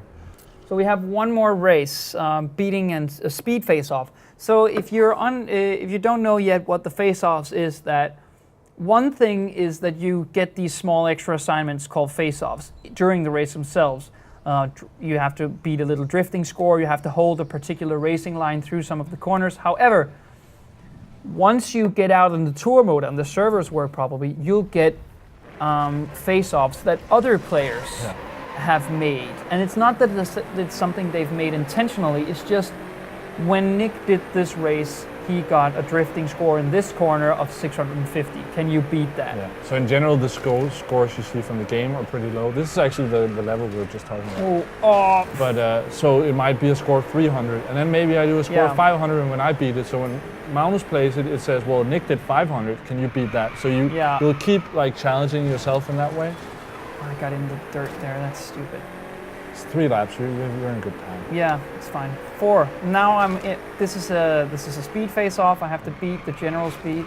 Getting around that corner, it can be a little tricky. I'm still above the 80. Only just. But you'll. Yeah, I'm gaining speed here. So. But then again, the funny thing is that if let's see it's a 3-lap race. If there is a speed face-off and you don't beat it, the same speed face-off will be there waiting for you in your next lap. So you can sort of get into your own little asynchronous multiplayer events there, where you're desperately trying to beat this strange PSN user you've never met and his. But there's some tracks where if you play it once and you try the challenges and maybe you beat the speed one but not the drift one, and then you exit and you go in, next time there might be different challenges. It's not the same challenges every time. No. One time it might be a speed thing, next time it might be a drift thing. Yeah, it dynamically sprinkles these little face-offs during 1-lap race, which I think is really neat and adds some extra small little, because if it's a 4-lap race, it would be silly to say that it doesn't get repetitive. Of course it does. So however you can create little extra entertaining set pieces for the player to enjoy, I think is nice. Yeah. And you're at 3rd place right now. Yeah. Which is what you need. And I think you'll win the championship. You won the first 2 races. Yeah, I did. But I'm getting the 2nd lap, and I'm gaining during that corner. I gained a lot on the 2nd and 1st place. I'm going to not gain here because this car is not about straight line speed. So 2 seconds behind. Maybe I'll catch them in this. In general, I also feel it's often corners that I catch up a lot. If you can take the corner a little bit better and with high, just like you did here with high speed. But then again, that's an Aston and a Porsche, so of course they'll beat me in straight line stuff. But if I can get the draft, if I'm close enough to get in the draft, and I have now, I won't be losing that much ground to them. You can see that now I'm gaining because I'm in the draft with the Aston, which I'm going to overtake here maybe. He put me in the lock right there. Yeah, there you should probably play a little bit more conservatively. I should have backed off a bit there, and now I'm out of his draft. But maybe I can put him in the corner. Regarding damage to the cars, as you can see, there's cosmetic damage that changes a lot, but it doesn't influence the way you drive the car. No. Which I'm sort of happy with, actually. Yeah, they do it in Gran Turismo, but not in Forza. So there are very different the different car racing developers have different takes on whether or not you should be punished for. But there's also some car manufacturers who doesn't let you destroy their cars. No. So you can tell that in some racing games that some cars gets damaged and some gets very, very minor damage when you're really taking high speed these corners. Yeah, then again, I completely botched that. It's that thing where you want to catch up. I really want to catch up. So you're pushing it a little bit too much. Yeah, I can cut that corner. And that ends up actually being slower. It ends up being a lot slower. My 2nd lap was much faster than this, and the Porsche got it easily, which really annoys me. But I think we still get the championship, as you mentioned, which is really nice. Yeah, 2 first places and a 2nd, that should be enough. Yeah, it should. And there we go, 42 points. And clearly a winner, actually. The Semi-Pro trophy. Just so you know, the Tour Mode trophies that we're currently playing through now is just a separate trophy set. Separate trophy set where there's, I think, there's about 6 trophies for each of the championship winning those, which is. There you go. You're gonna take that. All right. Let's see. We need 104 to play the next thing. We're actually not too far off. What do I want? I want to try this thing, I think. Oh, that is one crazy car.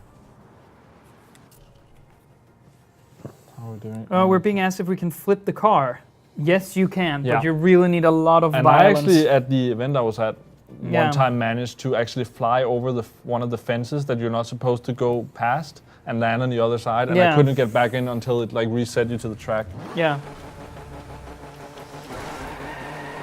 Oh, this is a drifting challenge. Oh, we haven't I hate showed that. these off. I hate These that. are separated. That first corner, by the way, is a total douche. Yeah. It's really hard. Oh. Okay, so what And this I is, will- and by the way, you're in the Marussia B2, which is an impossible vehicle to drive. It is. So I what regret this already. is Oh my god. the track is sectioned up into two different types: the speed sections and the drift Yeah, sections. so now I get to speed That zone speed here. zone, that's where you need to have push the throttle in, and then you need to drift in the orange zones, which Nick is doing right now. Quite nice corner. You need to get about 1500 per section in order for this to work. With a score of 43. Two wheels up. I was going for a 42, isn't that the answer to everything? Yeah. I feel like it should let me win then. I almost did there. You backed into the speed zone. To me, this is I is don't the like this. least interesting part of the game. Also, in general, this is cars that are hard to control. Yeah, I mainly don't like the challenges that force you into one type of car, or at least one version of a car. They're all root locked. Well, I'll give this a couple of goes, I feel like. Yeah, please you do, also please gotta do, learn please the do. car and see how that... Is it harder than the drifting in NFS Shift 2 Unleashed? Yes, I Way believe that harder. that all you do, you never do flat cornering in any of the Need for Speed games. You drift through all corners, and you can't do that in Driveclub. It's way more forgiving than Need for Speed. Yeah, and this is of course a drifting challenge, so it wants you to drift the car. But in the sort of hardcore time trials that Nick and I both think is the best part of the game, you must not drift. I mean, do it a little bit sometimes. Yeah, but in general, you let the don't back do it a lot. you let the back slide out, but you need to brake. You really need to brake through the corners. And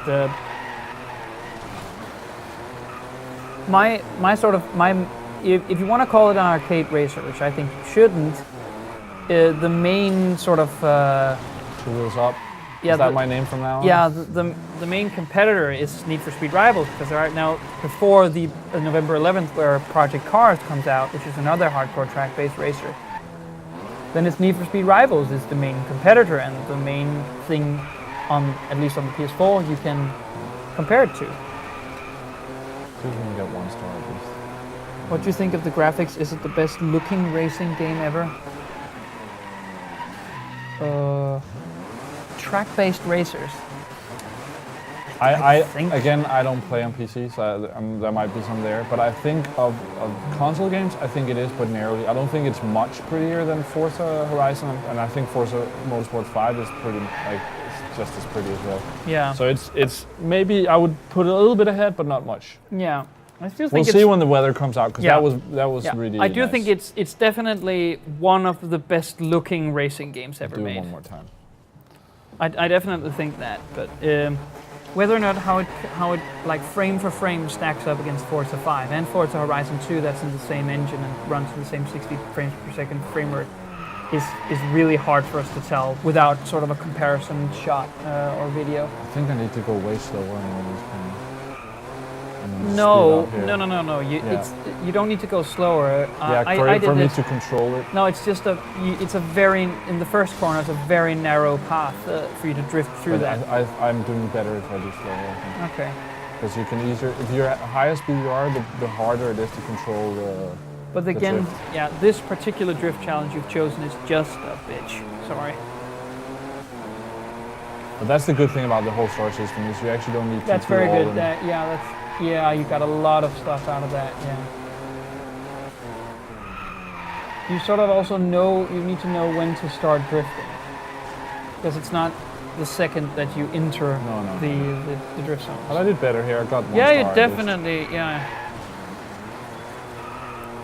But then again, it's weird to have a very sort of serious track-based game with drifting challenges. It Yeah. seems a bit out of place, but at least. You know what? I'll give it one final go. Thank you. Let's do that. We have 45 minutes left. There's plenty of time to show off some other cool Hit stuff. level 26. Yeah, that's the. Yeah, by the way, it is a Porsche, but they can't call it that. Really? Yeah, it's RUF for some reason. It's called that in Gran Turismo and Forza and all these things as well. So maybe someone in the chat can tell us why it's called RUF. I hate that in all kinds of games where it's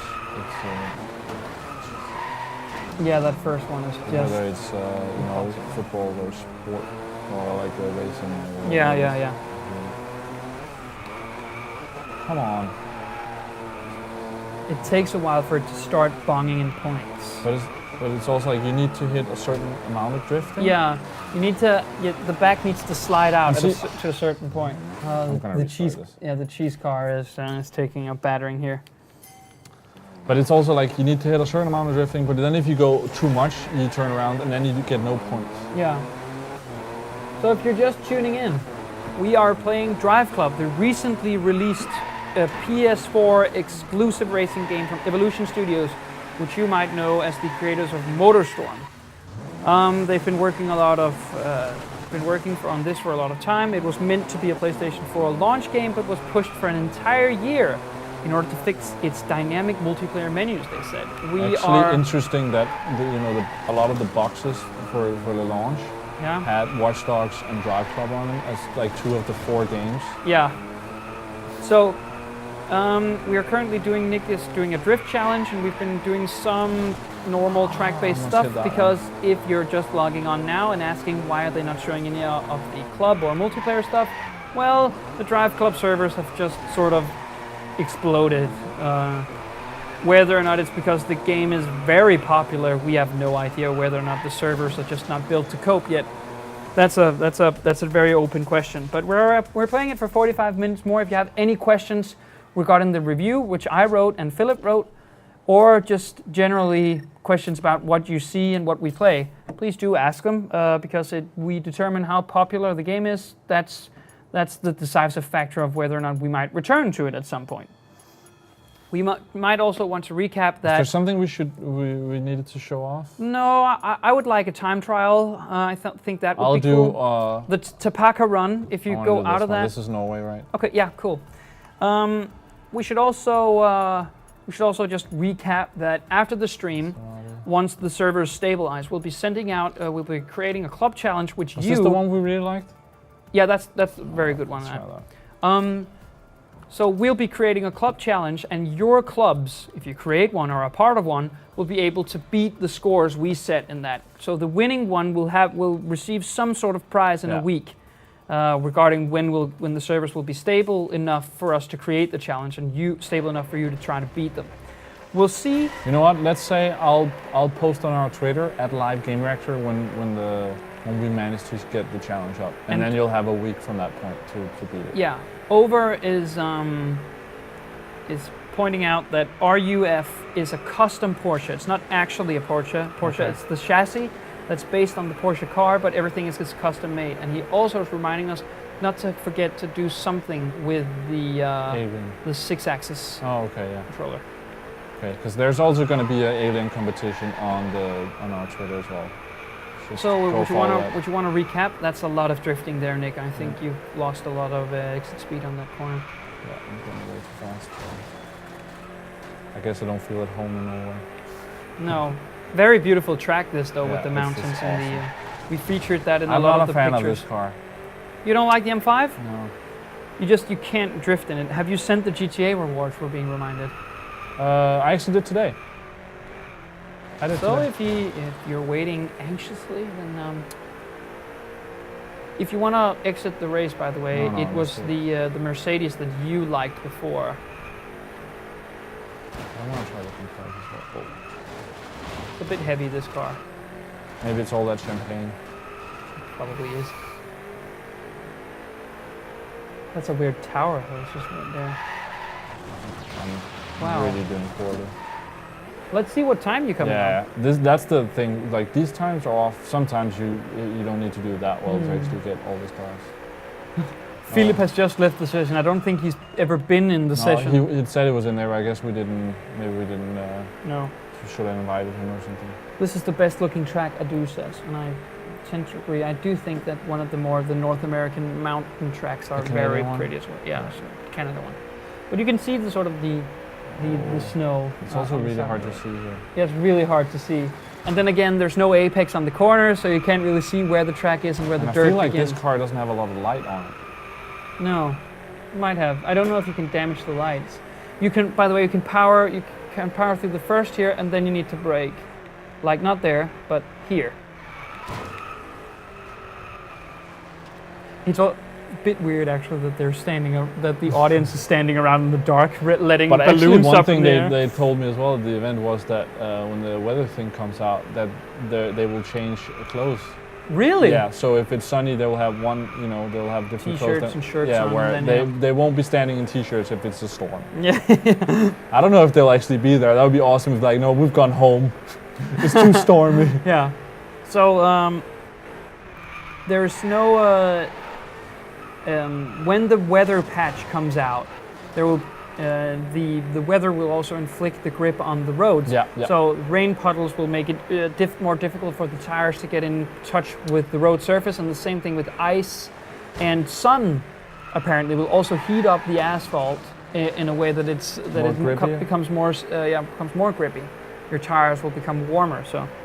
And also there will be if depending on how the road is, there might be bigger puddles on one side because the water is running to that side. Yeah. And all that will influence. So if you don't know about the weather patch yet, there's some excellent videos up on Gamereactor about. We did an interview on that and other things at the launch event. Ingrid was the guy with the clever questions, and I was the guy holding the camera, slightly out of focus, I'm sure. Brake. No braking. Okay, that was a bad choice. Can you go up on the You got 2 stars, just barely. And you got 332. Nice. Was that good? Now I've decided that we're gonna try the 6-axis controls. Okay. Screw you. I think it's your time to All right. So we're gonna continue and then flow on into the settings.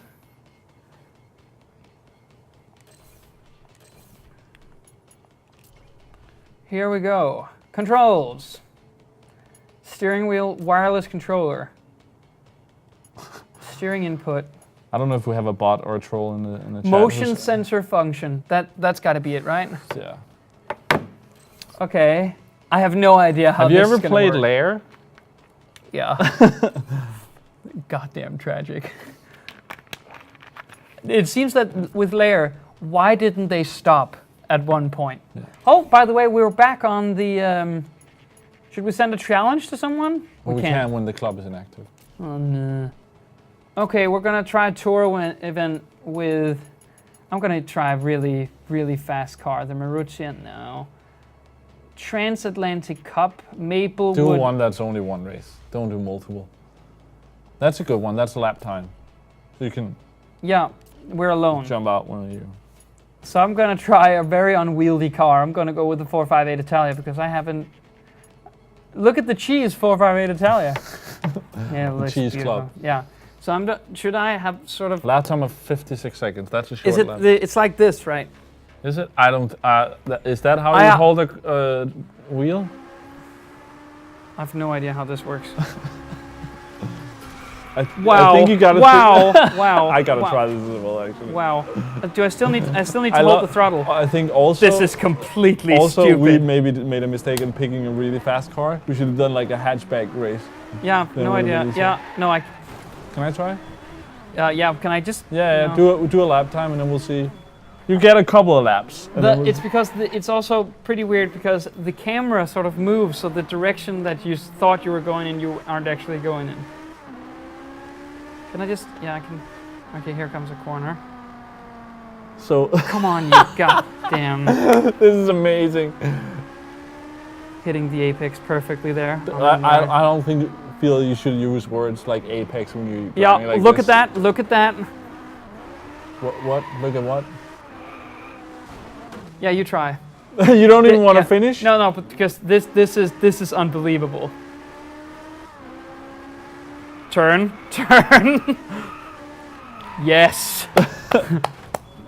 I feel like I had a nice start. I don't know. I think you are onto something though, that it's not like this. No, you it's need not to do laterally, way more it's just, control. it is like a steering wheel. Like turning I will it say down and at up. the competition there was another, at the event there was another competition. Hello! That That's nice. where you were driving with that wheel that I did not win. This is Let me just put it like that. absolutely bollocks. You can keep the car straight, that's a huge plus. Slowly. You know, that is Don't- what I'm good at. Brake. Oh, that was beautiful actually. Until you got the corner that deserved penalty. better. I was pretty fast on my part of the Oh, track. so you were meant to hit 56 seconds, that's 1:45. But you fucked up my track. I'm actually doing pretty. Don't swear on the show. Well, Don't swear on the I show. think that's too late. That boat has sailed. Don't swear on the Oh. No, well, Oh, that's so tragic. No, the corner penalty is totally worth it. It means I can't go max speed, which means it'll be easier to drive. You can't turn the controller enough. Hey, who can do the fastest lap time? We'll see. Do you want to actually? I think what time is it? There's a half an hour left. Do you want to switch back to the normal and see who can put in the fastest lap in that car? Just know, Let me try the car first. I don't sort of feed the competitive element of Driveclub. Sure. But I want to try the car a little bit first before we pick the car. I'm not sure I like this. You completely, both you and I, we completely oversteer in the corners. But it's because I was doing so well. But the Ferrari itself oversteers a lot. Yeah, it's very. So you're halfway around the track and you just. I'm more than lost halfway. Let's see if 106 is going now. But you're about 20 seconds faster. That's very, very beautiful cornering there. Correct? Yes. That was pretty good. It's fine. Do one more. 117.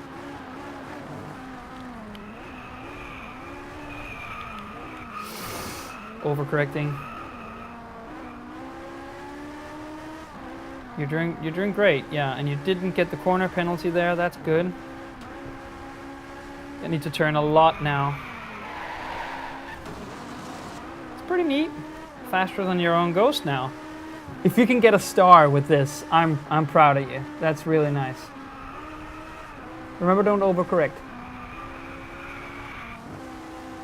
You're fine. Don't overcorrect. I think you're actually doing very well. You're not going to get the fastest one, but it's really impressive. You're much faster than your Ghost. Oh, I hit this corner wrong. But I almost got 2 actually. Yeah, you're 4 seconds off. Oh, it wasn't like 4 seconds in the no, in the but world of I feel motorsport. like a couple of rounds more. Want to turn it off and then If put I did in a a lap? couple of more tries, I feel like I could definitely get 2 on this one. Controls, put in a lap. The first one. The first one. Wait, what? Into the first one. Controls. Yeah, that one. DualShock Wireless. Oh, okay. And then the back to the. I think it's the sticks, whatever it says. Your left stick. Left stick. Yeah. Okay, we're gonna have a little competition now. This is of course not your lap, but just to put in a lap and I'll put in one. But let's get a couple laps each. Okay.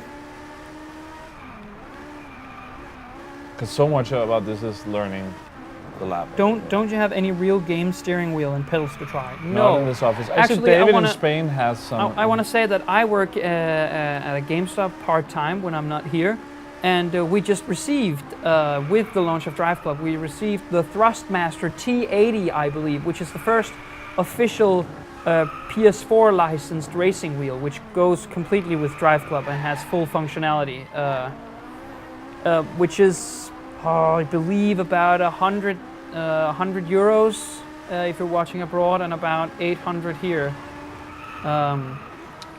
David from Gamereactor Looks Spain really nice. is putting up several videos at the moment with wheels. I think Forza Horizon 2. I don't know. I don't remember exactly what games, but he's been spewing out good gameplay videos. Yeah. Also with the Thrustmaster. Okay. So if you're looking for a racing wheel, The T80 is the first one, and gotten pretty great reviews as far as I'm concerned. It works both with your PS3 and your PS4 wirelessly, and that's both a racing wheel and a couple of pedals too. So if you have I don't the sort like of this car. no, but that's the thing. We need to work on it. Yeah. Well, I'm giving you time. Cypher says, place my bet on Nick. Well, screw you. Cypher is the homie. Yeah, but he's biased. Yeah, he is. Yeah. It's stupid to have your boyfriends in the chat. It's really annoying, yeah. Cypher is actually really good. I think he was he's been in a lot of streams we've done. He's been in GTA, and he was actually part of the crew that helped us play Destiny. Yeah. We did that last time, and I think he's going to join us tomorrow as well. Yeah. What's the biggest game we look forward to this year? The biggest of the game we look the most forward to. Your Nick is Call of Duty, so don't need to worry about him. So mine. Is it? Yes, it is. It's the biggest game as well. Yeah, it's the game you're looking most forward to. Come on. It is. Come on. Yeah. Thank you. Why am I screwing this up? So mine is probably Far Cry 4, but I'm growing more restless about that game actually releasing this year. So we'll see. The thing is, the thing that people have tried at various trade shows has been the same section of the game, and whereas that has looked polished, I believe that when a game launches a couple of months from when you show it, you need to show different parts of it, and it's only really two parts. It's the Shangri-La, which is a very small piece of content, and then it's the same stronghold that we were shown at the game's launch. So I will also say I am looking a lot forward to Call of Duty. I think this is, well, now people are asking what game we're looking forward to. Yeah. I'm not so mocking you. No, yeah, you were doing that. No, it's of course. You can't ask that question without me letting, and then I can't say it. Yeah, of course. Say Call of Duty. The thing about this Call I am excited about it as well. I think this Call of Duty is we don't know, haven't tried the full game. I haven't tried the single player, I've only tried multiplayer. I've seen different parts of the game. But from what I've seen so far, this is the most excited I've been for Call of Duty in maybe ever. It looks really fucking awesome, I think. I hope it'll be as good when we get the final game, but I think it will be a huge step for first-person shooters. It still feels like Call of Duty, but they're also doing a lot of new things, both within the gameplay, but also with things like loot that I think will catch a lot of people. I feel like there's more stuff for both people who really like shooters and want to be really competitive, but they've also done a lot of smart things that will help people who are not that good, like co-op kill streaks, where people, if we play together and I'm doing better than you, I can make my kill streak a co-op one, and you can jump up into the helicopter with me and do it, and that's going to be awesome. Other than Call of Duty, I'm really looking forward to the Order. No, I'm probably known for smack talking Call of Duty a bit as a series, and I think I stand by my arguments. However, I have actually paid a lot of money for the Day Zero edition on PSN. Pre-ordering. Yeah, pre-ordering the Call of Duty, because most of these pre-orders you purchase them on the basis of what you've seen and on the basis of what I've seen of Call of Duty, and that's not multiplayer at all. It's the single player portion of the game, which were revealed at Xbox conference this E3. I just thought, this finally looks the part. It looks like it's taking Call of Duty and radically doing something different with it. And I feel like that Call of Duty has grown stale over these past few years, so I really want to reward Sledgehammer for really taking some chances. And I think that's really nice. So can I put in my lap? Yeah, I'll do one found. This is the first time I actually beat the one where I was driving with the normal controls. Oh, okay. That was the first time I managed to. I'm doing terribly. Yeah. I'll just give you the control when I get to the end of the lap. Yeah, can you just put it up to speed, and then I'll speed over the line? Yeah. But the car is a bit unruly. Yeah. So one thing I'll also say about Call of Duty before we end on that is they're actually trying to tackle a subject in a single-player campaign that I think is very bold. Private military companies. I did not think that Activision would dare to do that. We'll see how serious the story gets, because they of course don't want to reveal everything for us, because also something should be for when you play the final game. I played mainly for the single player, and I just thought, But the thing about if they tackle that the way they might do, it's just like that could be cool. It's actually a really crazy story, like how in real life private military companies are actually fighting in war zones right now, because they don't adhere to the same rules that the government sign up for, in the United Nations and stuff. So them tackling that is quite crazy. And I mean, we don't know, because when the trailer for Call of Duty Ghosts first released, there was these big letters. It was penned by the scriptwriter from Traffic and all these kind of stuff. And I thought the story in that was so goddamn tragic. Call of Duty Ghosts is my least favorite Call of Duty game. Is it? Yeah, by far. I think so stale. It's so bereft of new ideas. I think it did some good new things and some bad things. It actually is the first one where you have that much customization over the character that they're pulling into the new one. I thought the dog in the campaign was so poorly used, and the entire campaign is just you following a guy stealthily and then taking out a band of different people on like a small open slice of the game, and then moving on under the NPC's guidance. Yeah. Just thought it was boring. But then again, yeah. But what would you were most looking forward to? Far Cry? And if that doesn't come out, what would you pick? Oh, it's very, very difficult, because if you asked me a month ago, I would definitely have said Shadows of Mordor, which I'm really enjoying playing right now. But living up to the excitement? Definitely, but that's an entirely different story. So, but I'm really curious to see what they're doing with Unity now that it's being plastered in all this 900p nonsense. I'm very curious to see what's going to happen with that game, because basing it on the co-op and then splitting it up into Rogue and Unity is at least interesting. Whether or not it will pay off, not sure at all. But then again, when we first entered 2014, it looked like the fall schedule would be completely insane. But a lot of the games have actually moved. So did I beat you there? Yeah. I believe I did. 86 thousandths of a second. Yeah, and I got the corner penalty there, so I'm screwed. Already I'm screwed. Well, it actually took me my last lap to beat the time that I had set with the 6-axis control. I actually ended up doing pretty well with that. Yeah, you did. That was really cool. See, I'm very much quicker in the first sector there. And yeah, people ask in the chat, it's only cosmetic, the damage, in all modes. Yeah. So far, at least. Yeah, we don't know whether or not they were talking a lot about that they wanted to do updates and wanted to listen to the community. So we'll see how that happens. I'm behind you now on your original run, because I really screwed up. No, but that's your run. No, it says Nick Holmberg on it. Yeah, but you're driving as me. Oh yeah, that's true. That is your. One more. Because I really nailed the first sector of the map and then screwed up the second one. A lot of better entry speed here.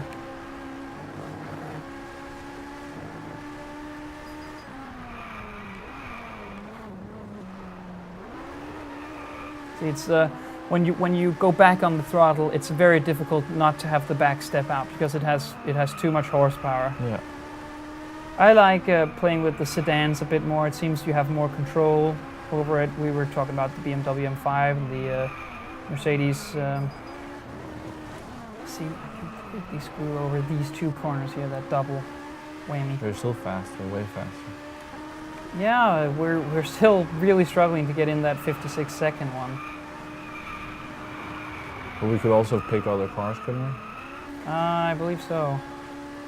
See, I screwed it up then again there. Really difficult, that last... But you're still earning points per lap you do, actually. So the more you try, you actually earn up more. We're going to level up, yeah. And we're leveling up your accolades as well, so we're definitely unlocking some stuff for you. But in the end, it looks like it's going to be the club that takes the longest to level up, not the personal. Definitely, yeah, and I believe there is one trophy that requires you to have a club at level 30. But if you have 6 very active club members, that shouldn't take too long. No. Again, what's really cool as well, I think, is let's say we're in a club and we're playing a lot, and we have a third guy who doesn't have time to play a lot. If he takes a break for 2 weeks and comes back, he will have the same unlocks that we have. So in the club. I really like that. You can sort of help out each other that way. Although there's still the personal unlocks, that's only going to be you. See, he's gonna go in. No, I should have taken the dirt. It's actually faster. 59. Yeah. And then again, yeah. This is one of those pretty hardcore. And now you screwed up. Yeah, it's one of these pretty hardcore ones. It's actually pretty difficult to get 56 seconds. Let's try to leave it and let me see if we can pick another car. It would actually be interesting to see how different that is. And now we have problems with the servers again. Yeah, so that's what you might expect. Sad, but true. Wow, 24. Great. Let's see what we can do. So that was this one.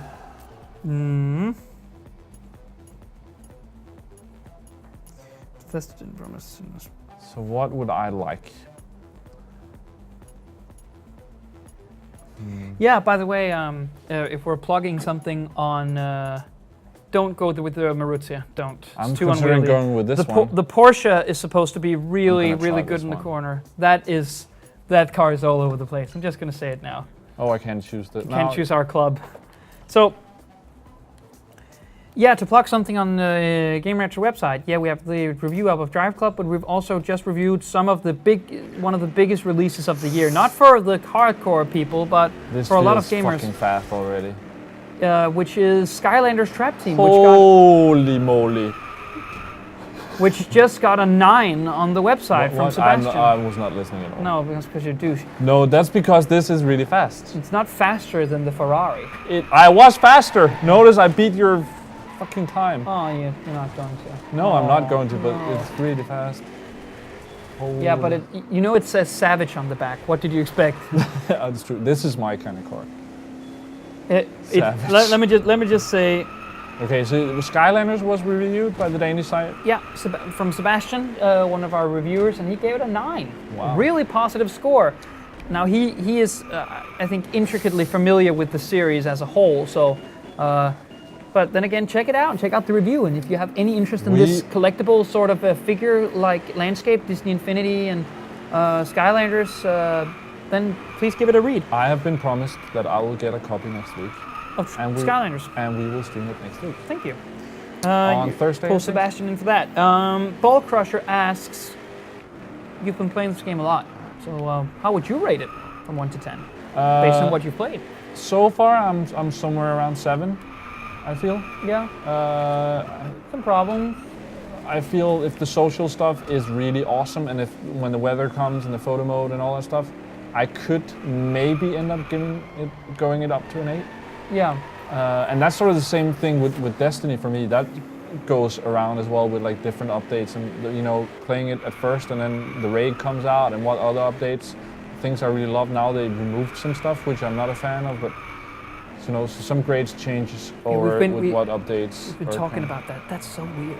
I know it's the MMO style of having events rather than real I feel content, it's okay you can't play it, but for a game that has been but for a game that has been criticized of having too little actual content, it's so weird to put out content and then take it back. I will say it's not actual levels, it's just like points and stuff. No, but it is the Queen's Wrath. Yeah, but it's not different levels at all. But the Queen's Wrath is going to be rolled back along with the items that you could buy from that vendor. Yeah. The Iron Banner. But if you had bought them, you still have them. The Iron Banner multiplayer event where you can take your actual gear is an event which will be rolled back. And what was the one Crucible mode that was added? Salvage is there every 2 weeks. Yeah, Salvage is there every 2 weeks, which I think is a very, very weird way of going about, because Call of Duty has events, but they don't actually add content. No, it's a different way of doing it. Yeah, it's just so it's just weird to have items and ways of playing multiplayer So roll that out and Notice then roll how it back. much slower I am on the second part of the lap. With a much faster car. Yeah, It's just but that's how, because it's the cornering I'm screwing up. Yeah, but that's because you're not as intimately familiar with the cars. Well, you should get a lot faster during these next few laps, which is what people want to see. I'm also catching up. Yeah, and as Les said, boo for Bethesda, which apparently is Right, so I just need to do not the really second sending part us the better, evil then within. I'll We'll see. I'll beat the time. Oh, you're getting corner penalty there. Yeah. You need to have 2 wheels on the apex at all times, even when you're in. Yeah, but I think now it's mainly the second part I need to practice Yeah. a little bit. So Yeah, you're doing actually fine here. Just power down really hard and then not have the back stick out like that, and you got it, I think. you can't turn while you're accelerating this car at all. It feels No, like. it's too much power for. It does have a rear spoiler, which does provide some traction, but Can you then imagine again, if they removed that? How crazy this car would be. but then again, if you were talking about beating the Swedes, the Swedes does make a car called the Koenigsegg, Yeah, which is which the is an insane insane car, car. which has somewhat like 1,000 horsepower and no rear spoiler, which makes it go all over the freaking place. Yeah, oh, did you screw up the final corner there? Yeah, but the first part was bad as well, and I Okay. have too much speed here. And by the way, yeah, I feel like if you corner that closer to the apex, you don't need to brake at the exit. We're becoming very nerdy about the corners now, but you know the game merits Notice how I that kind hit of that conversation. and still it Maintained a lot of it speed, It yeah. still paid off for me, even though I'm actually doing that not correct. 656 100ths of a second faster. So now you just brake a bit more in the next corner because you usually end up in very nice. And here now, very, very important. And then I feel you've gotten very much better at the correcting once you get at the exit of the corner, Yeah. where you usually slide the back out. Yeah, this corner closer to the apex.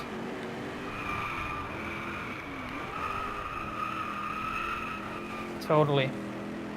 I think you're beating. I almost got the. Yeah, last almost, time. but you beat it with 2 whole seconds. Very Do you nice. want to give it a go? Yeah, sure. Let's try. Yeah. You want to give it to me now so I can come in Sure, at the I'll lap at just- full speed? Yeah. Whoa. I actually really like this track, by the way. Yeah, it's fun. Really neat. So how long have we left? We have about 10 minutes left. Okay. By the way, if you have any questions, now is the time to ask them. Yeah. Otherwise, we will return to Driveclub if the popularity and the community is there. People asking about reviews of like the review of iPhone 6 if we review other phones. It's sort of up to the different editors and the different. Yeah, Lee is our countries. resident iPhone reviewer, and it's up to him. Well, on the Danish side, I don't know if they're going to review, phones on the other sides. The GRTV is in the Danish office, but we talk a lot with the other countries. Of course, we have Yeah. a lot to do with the UK office as we do videos in English. Yeah. But I don't know how what reviews they're going to do. So I don't know that. Oh, it's too much entry speed on that final NASCAR-like corner. I'm really screwing it up and ending up in the. How could I get the corner penalty there? I'm way behind you there. And I keep so much top speed there. Yeah. I need to get that speed off in the first because we always lose time on the second half of the track. Yeah, and then I'm overcorrecting there. So getting into that with full throttle, you can do that. But yeah, so if you get the game, when you get the game, whether it's the free or the full version, create a club and challenge. We'll put out a challenge for the Gamereactor club, Gamereactor DK club, and if you beat it, we'll get you our. Certainly. Which I'm gonna talk to Sony about giving some plus codes is my idea, but we'll see what we can do. Figure something out. I think it's way too much speed. Especially when you want to beat it, take the last corner a bit slower so you can accelerate way more out of it so you'll have more speed for the next lap for the one where you try to beat the time. Yeah, you see. See how much speed I keep Yeah, even though you I hit keep- the you side? It's almost the best thing to do. Yeah, I'm turning way too much. You lose a lot of speed with that. That's a pretty good corner in my part as well. Yeah, you keep it very close to the apex, and I'm overcorrecting on the exit. I'm not doing so well as I might have hoped. See, you're keeping a pretty straight line through there. I'm gaining a little bit on these corners Yeah, here. I was also slower than you already on the second part. Than the Ferrari. Yeah, but you, time. I think it's But the first and three, the first first three, and four third, corners. the first and third part I was faster, I think. This I did a little bit slower, but that was also to, you know, not fuck it up in the end. So you really need to not get gravel there. And see, that means you're slower now. Yeah. Oh, you actually keep pretty good speed. Maybe I was as well. And that's where I... You see, I shouldn't brake there. I should actually just crash into... But I think you can do it faster than me if you do it correctly. But I don't think you should brake a lot. I think a small brake and then you can actually closer to you now. You have way too much speed. So I have way more speed out of it. Oh, I did a little turn, that helped. Yeah, but that's, I didn't overcorrect on this corner. Question is whether or not I can... Yeah, but you're catching the apex pretty beautifully on those corners there. Closing in on you.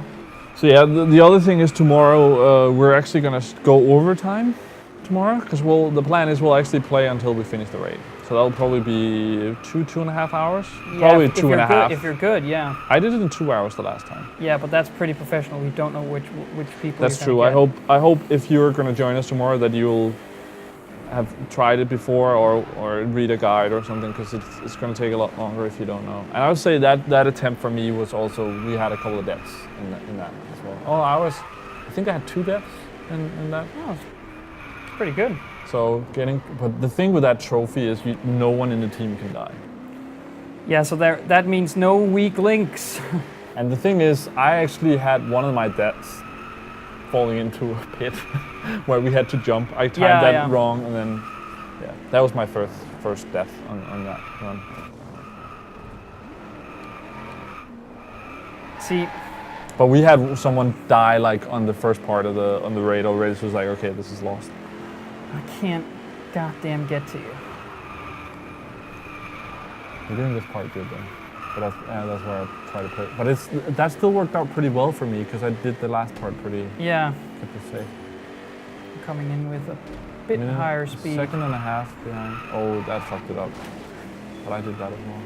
Yeah, but you hit the sort of black and white boulders there instead of just into a wall, which I think bounced you off a bit better. I'm gonna try something different. I'm gonna slide out. Which worked out not at all. No, it was okay, but you did a little swirl just like I did. Yeah, I'm too squirrely. I think you need to cut that more to the right. Yeah.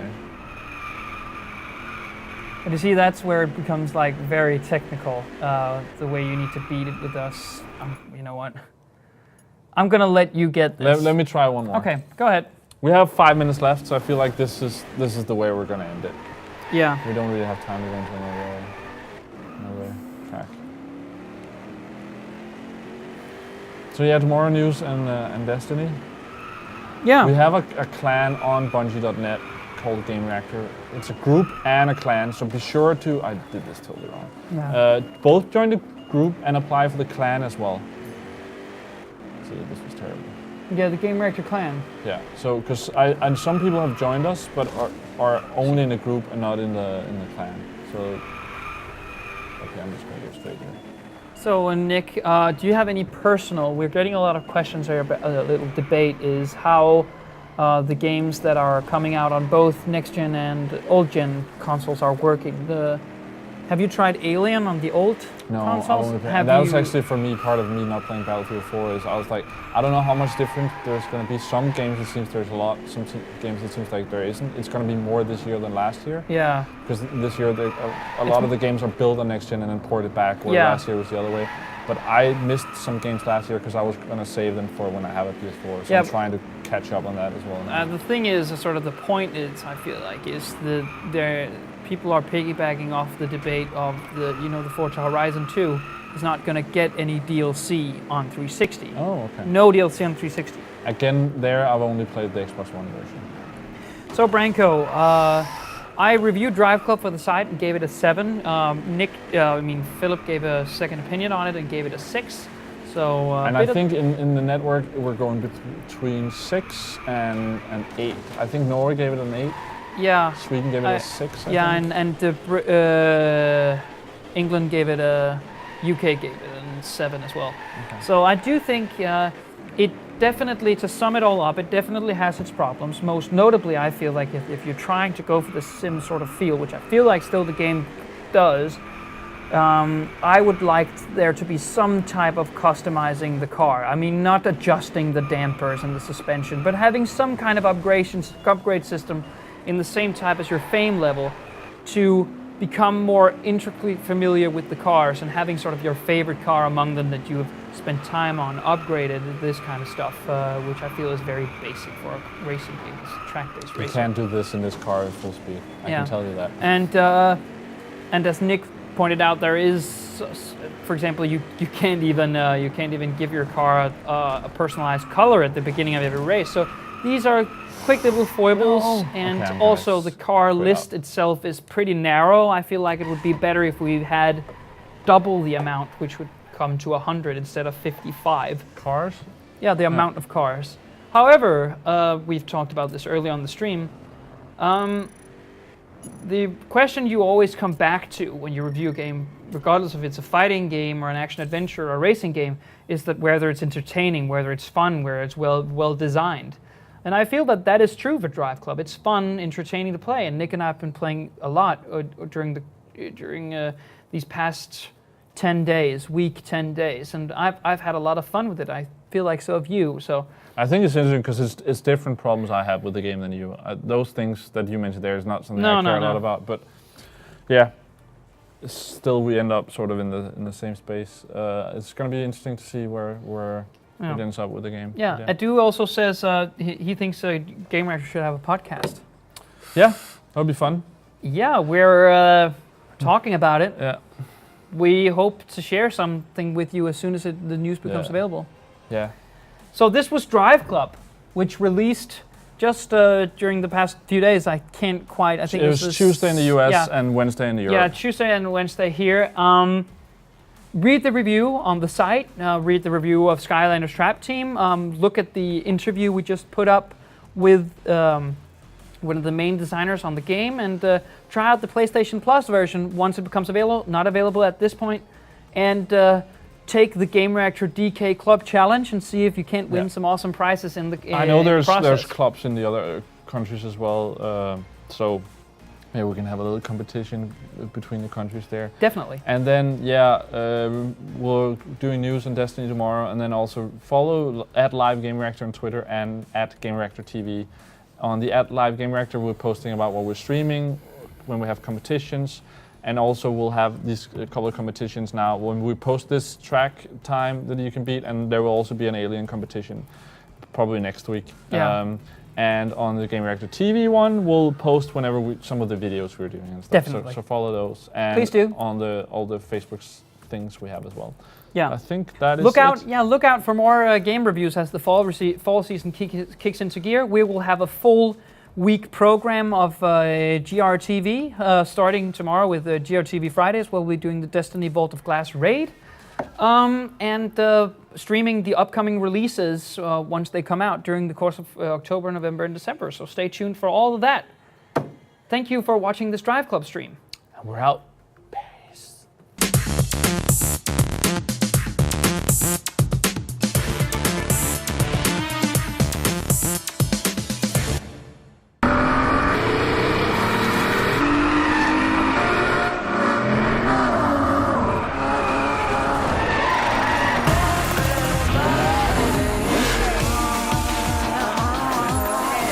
Hi, we've managed to snag a couple of minutes of time with Alex Perkins, art director at Evolution Studios, who are working on Driveclub.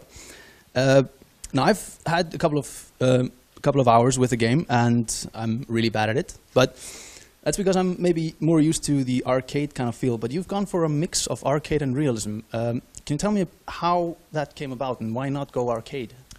We went for a broad church of handling models. So it's something that's really easy to pick up, start learning to play, and then as you start progressing through the game, you'll actually start to see the depth and subtlety between each cars and all the different handling types. So it's gets you in nice and easy, and then draws you in and drags you deeper and deeper until the point you're racing along with some of the best people in the planet. Right. you have really realistic visuals, and it looks absolutely stunning. But so why haven't you gone the opposite route to more of a kind of a Gran Turismo Forza realism? Well, we wanted to really get the visuals looking as stunning and as realistic as possible, because it really draws you into being in these places, these locations, and these stunning cars. So yeah, it's really nice to look at, but we wanted it to be a nice, easy progression for everybody, so you get as many people as playing. It's all about the community. So you want to get lots of people together with broad range of skills having fun together, and that's what it's really about. Right. There was another thing, there was one thing that you showed before that was really, really amazing to see. There was the weather system, but I mean, many games have weather systems. What makes yours unique? Ours is unique, both in its visual representation, so the level of detail, the subtlety of change between night and day, the cloud formations, and then how it gets wet. But not only that, it's fully dynamic, so you can start a race in the dry, finish in the wet. You can do a full thunderstorm for the entire race, or you can go wet, dry, wet, dry, wet, dry. It's all about that variation and combination. We want people to keep coming back to these tracks, keep replaying. With the way the system's set up, and because it's procedurally based and it's got lots of variation, you'll see conditions that I've never seen, and I've been playing the game for 2 years. Right. Another thing was the photo mode. That was it looks impressive and really deep. Can you tell us about for those who are not professionals with cameras, how deep does it go? Well, at the moment it's set up so it acts like a normal camera would. So it's almost like you have a really good camera with very good lenses, and you also have a copy of Photoshop or some other manipulation software. So it allows you to do all of those things, but we're still working on photo mode at the moment. So what we really want to do is make it, again, a bit like the handling model, really easy for people to get good shots straight away. But then once you really understand the entire system, then you can get some stunningly unique stuff that really is the implication of this detailed level of control that we've given you. Right.